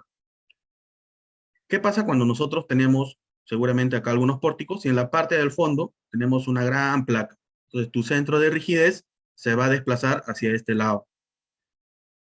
Al alejarse el centro de rigidez con el centro de masa, nosotros vamos a tener torsión.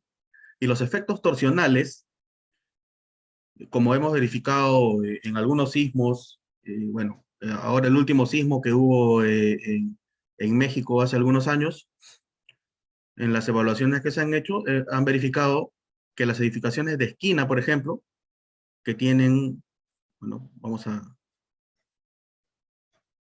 las edificaciones de esquina, por su propia configuración, tienen muros en L, ¿no? A todo lo largo de la zona colindante con el vecino, ¿no? Y acá en esta zona hay grandes ventanales, ¿no? Esto genera grandes torsiones.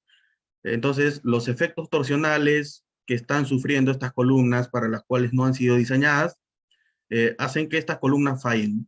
Y el fallo de una columna básicamente significa el colapso de la estructura, ¿no? Entonces, es importante colocar de manera equitativa el tema de las placas, ¿no? Las placas te funcionan muy bien, ¿no? Son muy eficientes para el control de derivas, pero tienen que estar bien ubicadas. De preferencia, colocar equitativamente, de manera simétrica, ¿correcto? Por ejemplo, acá, ¿no? Poner placas o muros de corte en cualquier lugar puede perjudicar definitivamente tu edificación, ¿no?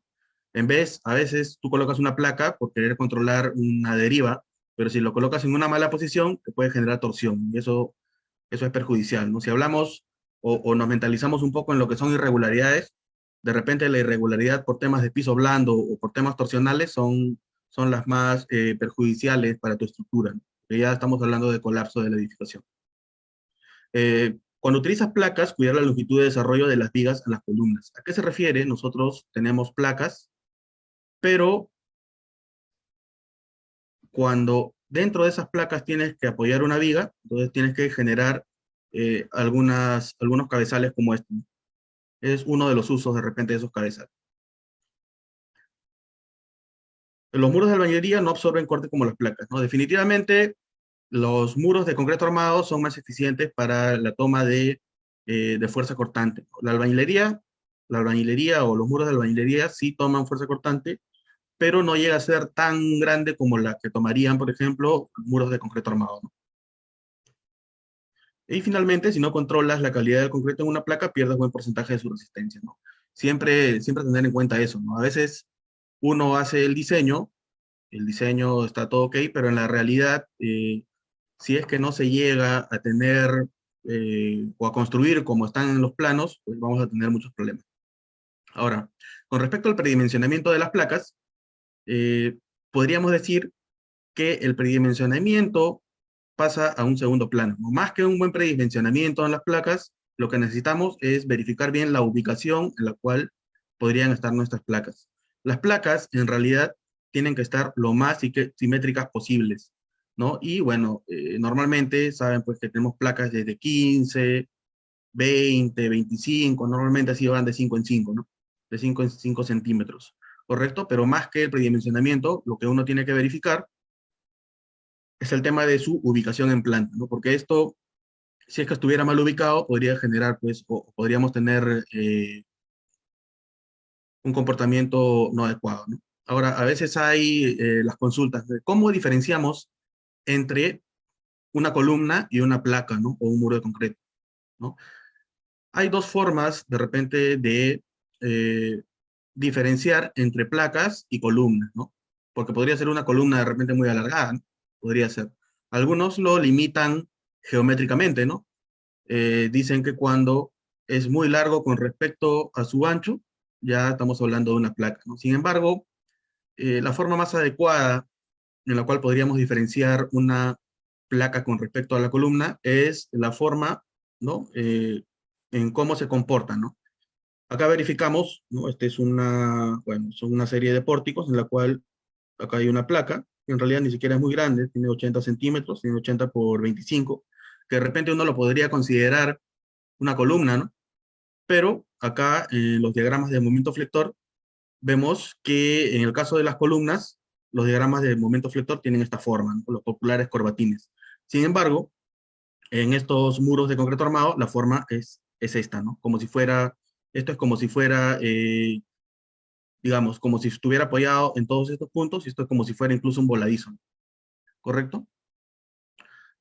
Ahora, algo importante, ¿no? Una mala configuración estructural y el exceso o mal control de irregularidades, entre otros defectos en la construcción, puede ocasionar fallas estructurales, ¿no? ¿Por qué hablamos tanto de configuración estructural? ¿Por qué hablamos tanto de repente de control de irregularidades? Porque lo que nosotros queremos evitar son cosas como la que vemos en pantalla. Eh, Cuando uno tiene una mala configuración estructural en la cual tenemos exceso de torsión, en la cual tenemos de repente déficit en cuanto a longitudes de anclaje, podríamos tener problemas como los que vemos acá en pantalla. En este problema específico es el tema torsional, ¿no?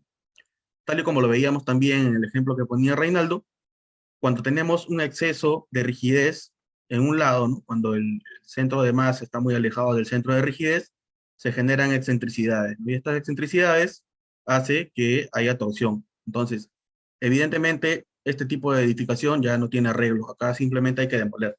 Cuando las columnas ya fallan, ya no hay mucho por hacer, ¿no? Eso es lo que debemos evitar, ¿no? Ahora, el tema de piso blando. Eh, dentro de, Al principio hablábamos de los efectos de flexocompresión que tenían las columnas. Hablábamos de que mientras más alta sea tu columna, de repente tendría que tener una sección adicional, ¿no? Pero también podríamos decir que este tipo de configuración típica que a veces vemos acá, en lo cual tenemos estacionamientos o de repente lo usan para comercios, qué sé yo, y en la zona superior tenemos una gran masa, una cantidad de muros que incluso están acoplados a la estructura, entonces puede ocasionar problemas de ese tipo, ¿no? A este tipo de falla lo llaman falla por piso blando, ¿no? Por ejemplo, esto es del sismo del 2007 que hubo en Pisco. Esta edificación, si bien es cierto, no es de concreto armado o no es aporticado, esto es de albañilería, eh, vemos que tiene estos problemas, ¿no? Tiene estos problemas. Esto queda totalmente inservible. Acá ya no hay mucho por hacer. ¿De acuerdo? Ahora, esto sí, si hubiera sido planteado de repente con algunas placas, ¿no? O algunos pórticos bien estructurados, se hubiera evitado este tipo de problemas, ¿no? Otro tipo de falla típica de estructuración es el tema de columnas cortas, ¿no? Uno, para cuando tiene que colocar ventanas altas, de preferencia debería contemplar la colocación o de columnas en T, ¿no? Que tengan acá algunas aletas o de repente columnas protegidas con albañilería en esta zona, o incluso algunos dicen que se podría aislar esto, ¿no? Pero bueno, hay estudios japoneses que te dicen que ya no hay diseño para columnas cortas, ¿no? Entonces, de preferencia podríamos hacer esto, ¿no? Recordemos que mientras más corta sea esta distancia, acá la fuerza cortante se dispara, ¿no? Y justamente, si es que esto se quiere desplazar, va a caer en una zona en la cual no hay una buena congestión de estribos. ¿Correcto? Bueno, hay martilleo, a veces no se considera este espaciamiento no se considera en las estructuras, puede haber martilleo en la edificación. Si es que tienes un mal diseño de columnas o a veces utilizas diseñas una edificación para un fin y finalmente lo utilizan para otra cosa, en la cual tenga que tener muchas cargas, ¿no? Cargas excesivas, podría haber estos problemas, ¿no? De flexocompresión, pandeo, compresión, corte, etcétera. Podría haber deficiencia en vigas. Bueno, esto es algo, una viga de este tipo, digamos que esto tenga 30 y esto tenga 50, ¿no? Y acá también tenga 50 y acá tengas 30, ¿no? Evidentemente esto no es igual, ¿no? Por más que tenga la misma sección transversal, no se comporta de la misma forma, ¿correcto? Acá hay un tema de inercia que entra a tallar. Sin embargo, vemos en la realidad que a veces hacen estructuraciones de este tipo, en el cual colocan una gran cantidad, o sea, toda esta losa está apoyada en esta viga chata, y seguramente esta viga chata tiene una luz bastante grande. Entonces, acá va a empezar a flexionarse de manera excesiva y, bueno, ya los acabados en la parte superior finalmente se podrían ver afectados, ¿no? Hay problemas del tipo de nudo débil. Siempre cuando uno haga edificaciones con concreto armado, debería colocar ciertos estribos en el nudo, ¿no? Que a veces no se hace, ¿no? Y eso es un problema, ¿no? Ahora, cuando tenemos columna débil y viga fuerte, también es típicamente problemas de estructuración, ¿correcto? Deficiencias por longitud de anclaje, eso lo veíamos hace un momento, ¿no? A veces cuando la longitud de anclaje no es adecuada, esto podría deflectarse de manera excesiva, ¿no? Y bueno, seguramente no vas a ver vulnerada tu edificación, pero podrías verlo incluso reflejado en tus acabados, ¿no? Si es que tienes baldosas en la parte superior, se van a generar como cosas así, ¿correcto? Y finalmente, ya para ir terminando, porque creo que estamos con el límite de tiempo, una pequeña reflexión, ¿no? Seguramente hasta el cansancio han escuchado este tipo de cosas, ¿no? Cuando uno construye, tiene que tener un buen diseño estructural, materiales adecuados, procedimientos constructivos apropiados, ¿no? Lo han escuchado infinidad de veces, seguramente, eh, pero por más trillado que suene este comentario, es algo que es real, ¿no? Es una realidad. Vemos en nuestro día a día que incluso desde el diseño tenemos planos estructurales deficientes, ¿no? Y ni hay que hablar, ¿no? A veces hay planos mal hechos, hay procesos constructivos mal hechos e incluso hay materiales mal hechos. Entonces, si es que queremos realmente tener un buen comportamiento en nuestra edificación, tenemos que diseñar nuestras estructuras responsablemente y detallarlas también de una manera adecuada, ¿no?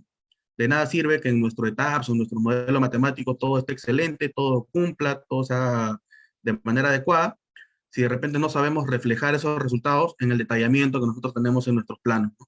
Nuestros planos tienen que ser tan detallados que no admita a, a dudas, ¿de acuerdo? Y bueno, estas son las redes de Ingenio Project, ¿no? No sé si hay alguna consulta adicional, ya para ir terminando, Reinaldo. Sí, hay algunas consultitas acá en el, en el chat. Bien, bueno,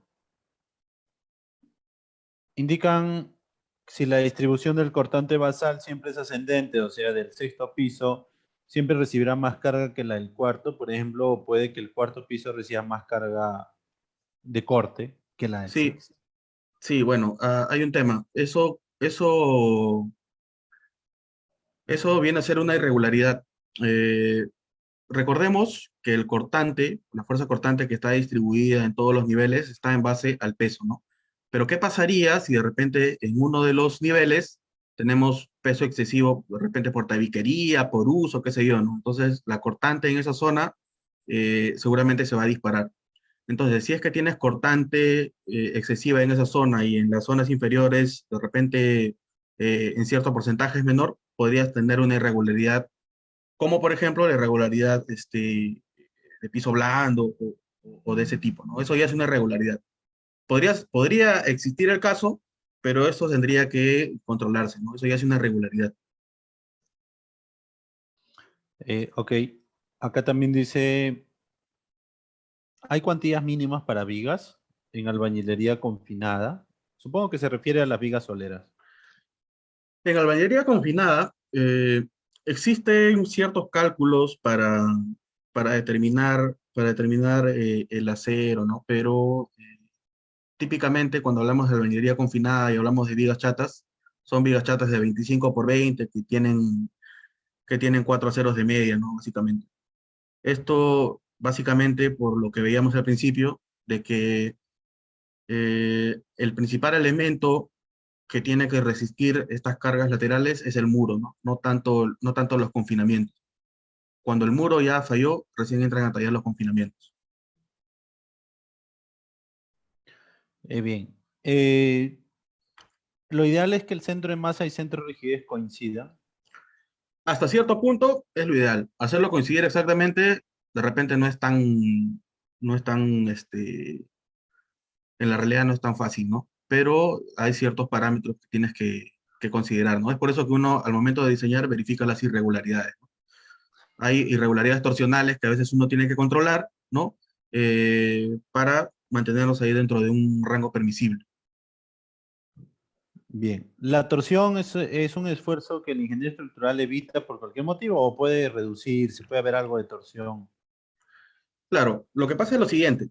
Nuestra norma E030 limita el tema de las irregularidades, ¿no? Es decir, bueno, nosotros sabemos que el territorio nacional está dividido en cuatro zonas sísmicas, digamos, ¿no? Entonces, dentro de estas zonas sísmicas, eh, la norma nos dice que, por ejemplo, en la zona 4 no podemos tener irregularidades de tipo torsional extremas, ¿no? Hasta cierto punto podríamos tenerlo, ¿no? Pero para eso tenemos que controlar ya las irregularidades, ¿no? Y también tengamos en cuenta lo siguiente, cuando uno tiene irregularidades, a ver, vamos a verificarlo acá, ¿ya? Cuando uno tiene irregularidades, seguramente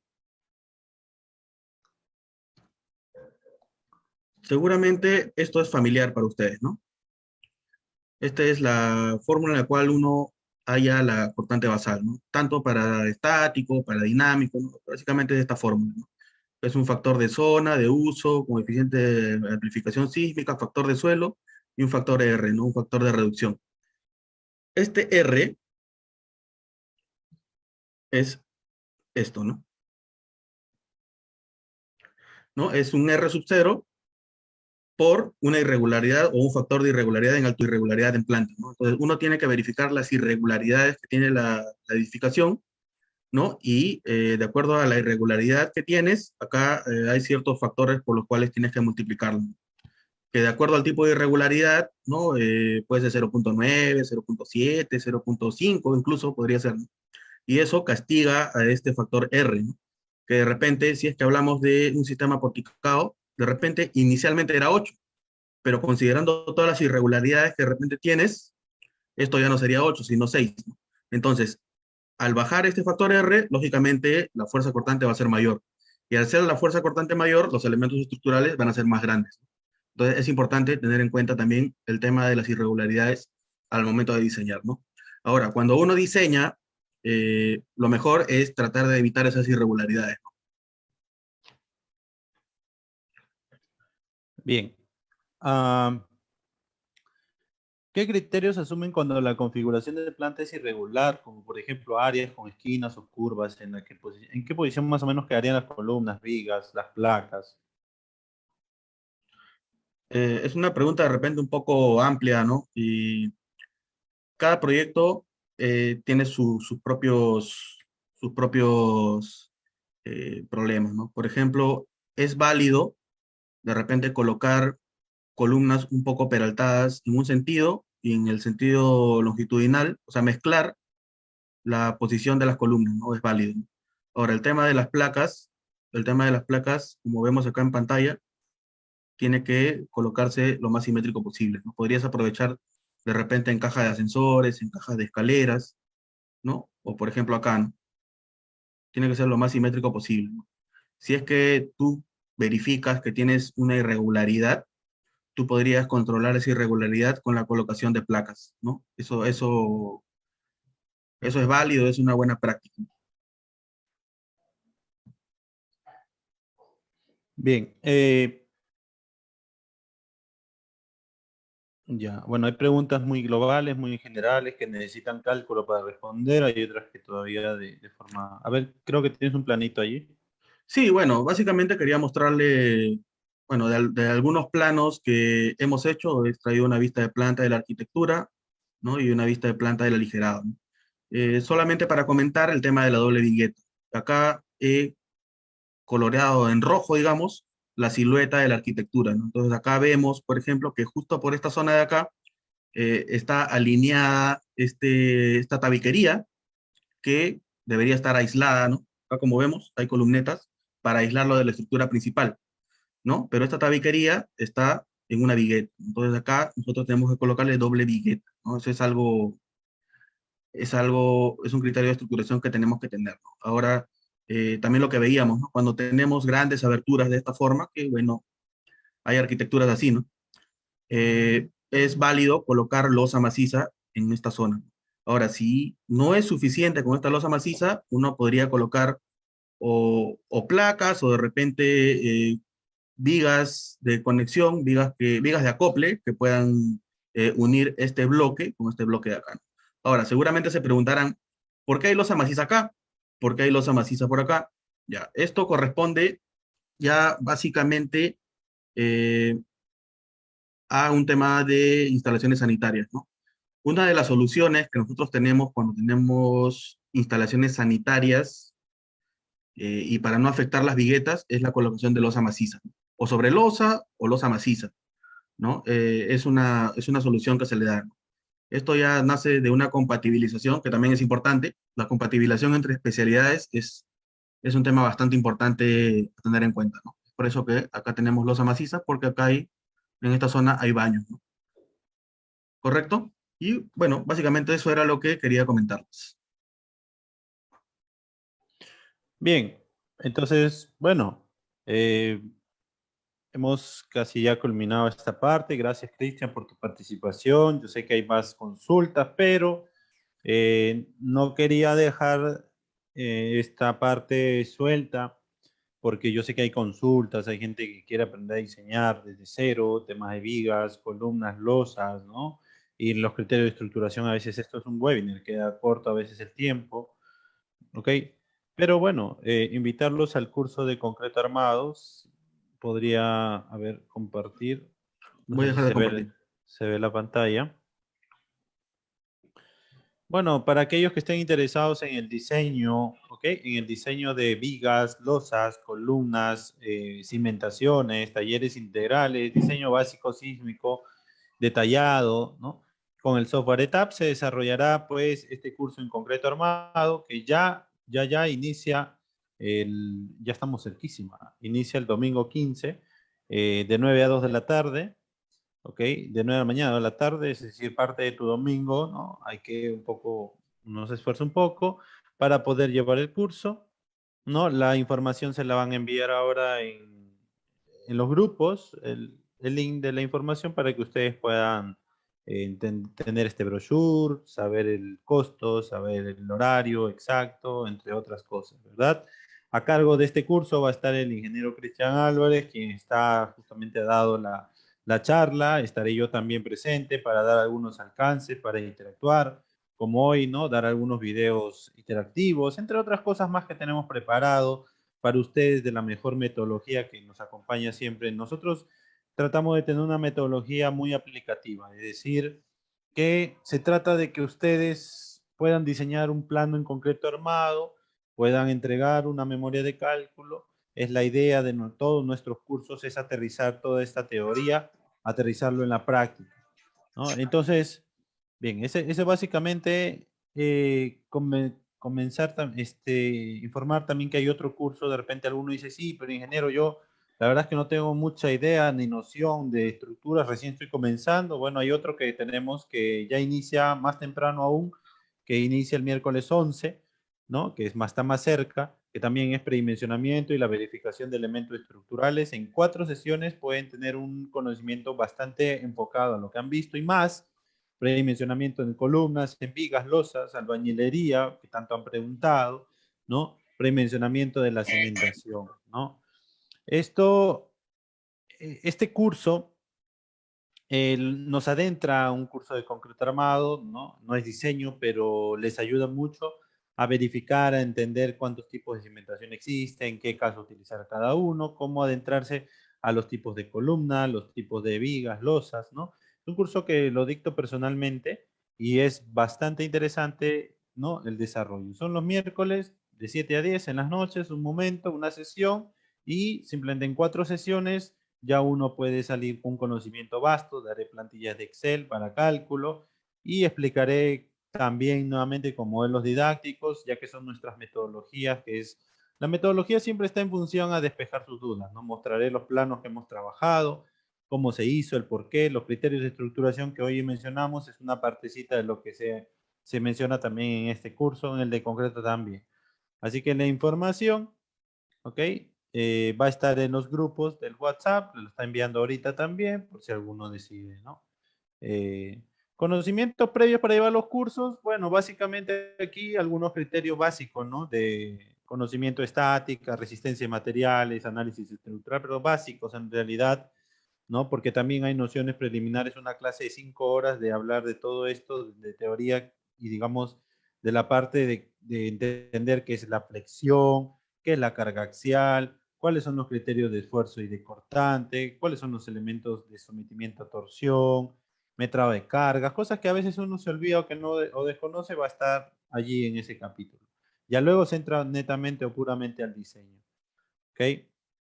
Entonces, bien, ambos cursos son interesantes, este es menos de 4 sesiones, este tiene más, obviamente, dura muchísimo más, que son 11 sesiones, y la acá dice entrega de trabajo, no se asusten por eso, que es básicamente el avance de los trabajos que ustedes van haciendo, el diseño, el avance. Hay talleres integrales de diseño donde se va a utilizar el ETAPS, ¿no? No es un curso de ETAPS solo, no tiene sentido que ustedes aprendan solo el ETAP, porque el ETAP simplemente es un programa que nos ayuda a complementar la teoría, ¿no? Por eso es que lo hemos integrado talleres en cada clase de ETAPs para que vayan aprendiendo a ingresar cada elemento en el ETAP para finalmente juntarlo aquí y poder tener ya pues un modelo completo y ingresar aquí con un diseño de cargas, porque luego en la otra parte introducimos las placas, se hace la introducción al diseño sísmico, y ya el trabajo final ya podemos entregar algo más detallado porque ya no solo es carga, sino que también es incorporación del tema sísmico, ¿no? Del SUX y de todo lo que se ha hablado hoy, ¿no? Parte de lo que se ha hablado hoy. Y bueno, son 5 horas, yo sé, a veces uno dice, no, pero 5 horas es demasiado, pero de verdad que se pasa muy rápido. En la experiencia le digo que uno queda muy corta para todo lo que tenemos que ver. Y vale la pena el esfuerzo, vale la pena tomar el curso, la verdad les digo, porque como les digo, no es un curso de teoría y diapositivas que lo vas a tener ahí almacenado en tu computadora, sino es un curso que les va a ayudar a ustedes a poder hacer un diseño estructural de un plano. Claro está que deberían también conocer el AutoCAD, ¿no? Y finalmente entregar una memoria de cálculo para que tenga sostenibilidad el diseño, porque si no, no tiene sostenibilidad, ¿no? Es bien completo el curso, el costo es bastante económico para el curso, o sea, para todo lo que se va a dar aquí, de verdad es que deberían aprovechar, ahorita hay una promoción de descuento, lo pueden pedir en información, ¿ok?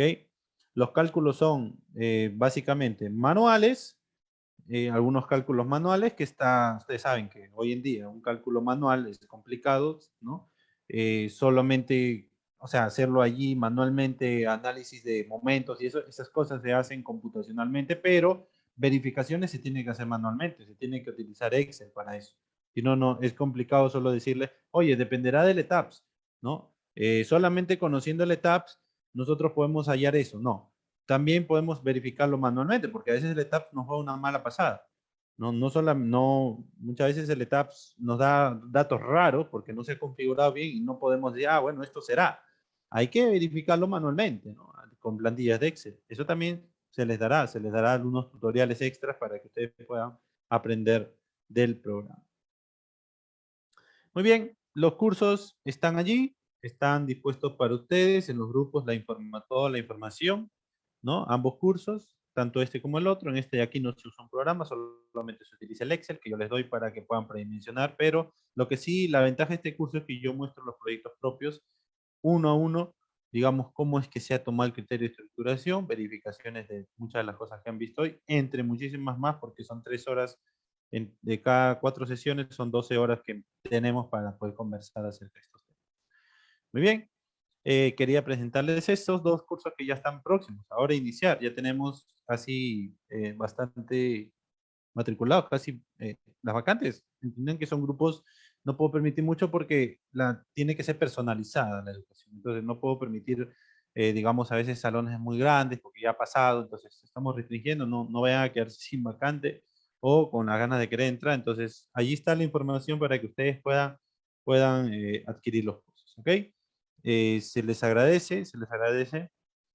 Usualmente nosotros trabajamos grupos de 20, 25 personas, porque hemos tenido cursos personalmente lo digo, y porque quiero ser sincero con todos, de 60 personas.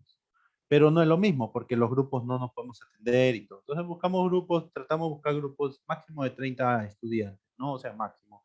¿Para qué? Para poder atender todas sus preguntas, ¿no? Para nuestros exalumnos de ingenio, ¿hay descuentos? Sí, claro que sí. Hay exalumnos de nosotros, así que allí en la información les van a dar todas esas opciones. Bien, muchas gracias a todos. Cristian, ¿algún mensaje final? Sí, bueno, animarlos a que se inscriban al curso, los distintos cursos que tiene Ingenio Project. En realidad, bueno, hay ciertas consultas con respecto a si es manual o es en etapas. En realidad, hay infinidad de recursos computacionales que tenemos, ¿no? De tabs, IP, etcétera, etcétera. Sin embargo, es necesario también tener los criterios claros, ¿no? Y lo que queremos hacer con este curso es que tengan los criterios claros, que sí utilicen ciertas herramientas, porque en realidad son herramientas nada más, como el tabs, pero que tengan los criterios suficientes como para poder hacer una correcta verificación y que sus diseños sean correctos como para poder realmente tener construcciones sismo resistentes. ¿De acuerdo? Bueno, por mi parte eso sería todo. Muchas gracias por escucharme, por acompañarnos en este webinar. Y bueno, ahí están los canales de atención. Voy a mostrarles nuevamente las redes de Ingenio Project, ¿no? Acá pueden verificar. Hay mucha información adicional que pueden tener a la mano. Y nada, muchas gracias por mi parte. Muchas gracias, Reinaldo. Listo, gracias, Cristian. Bueno, hay algunas consultas, bueno, adicionales ya para terminar, ¿no? Dice, bueno, hay descuentos corporativos para los que dicen si hay grupos, hay descuentos. Se preguntan si se realizará análisis estático y dinámico en el curso de concreto. Sí, correcto. Bien. ¿Se presentará casos real de edificación para resolver ejercicios? Preguntan. Sí, de todas maneras tenemos que aterrizar esto a edificaciones reales. Claro, la idea, como bien mencioné, la metodología de nosotros no es hacer mucha teoría, sino desarrollar los conocimientos suficientes para poder plasmarlo en un plano que es el entregable final, ¿no? Entonces, bien, Claro, dentro de lo que tenemos en ese curso, ya en una etapa final, también es un taller, bueno, no solo talleres de TAS, de diseño estático, dinámico, sino también un taller del detallamiento que nosotros tenemos que hacer en los planos, que es importante, como lo decía a lo largo de este webinar, ¿no? A veces podemos diseñar algo de manera correcta, está bien nuestros cálculos, todo esto ok, pero tenemos que plasmarlo y hacerlo entendible para la persona que va a construir, ¿no? Entonces, el detallamiento que nosotros tenemos que hacer también tiene que ser adecuado, ¿no? Entonces, eso es algo importante y que también está contemplado dentro del curso. claro, ojo que no vamos a enseñar a dibujo técnico, ojo, no que no vamos a enseñar a detallar, ¿no? El AutoCAD, nada de eso, pero sí se va a enseñar cómo se hacen los detalles, ¿no? O sea, cómo se ejecutan, cuáles son los correctos detalles para presentar no solo un plano de planta, también los buenos detalles, ¿no? Entonces se les alcanzará de repente algún planito guía por allí, ¿no? Para que tengan algunas cosas que ustedes pueden hacer. Siempre aterrizamos todo a proyectos reales y preguntan allí, siempre porque no puede quedar en teoría. Ya no funcionan las metodologías que es teórico y que ya, bueno, tú verás si diseñas o no algún día un plan. No, siempre, todo es aterrizado, jamás podemos dejarlo en teoría, ¿no? Esa es nuestra metodología, nos viene funcionando muy bien, los alumnos que han llevado cursos con nosotros lo saben y ha ido perfectamente bien todo hasta ahora y seguiremos innovando con metodología. Muy bien, gracias Cristian, gracias a todos por su participación, los costos y contenido del curso y demás, y les ha enviado el link para que puedan pedir la información que deseen. Muchas gracias a todos, nos vemos en una siguiente charla, muchas gracias Cristian. Listo, hasta la próxima, Reinaldo, hasta la próxima, estimados amigos. Hasta luego, nos vemos.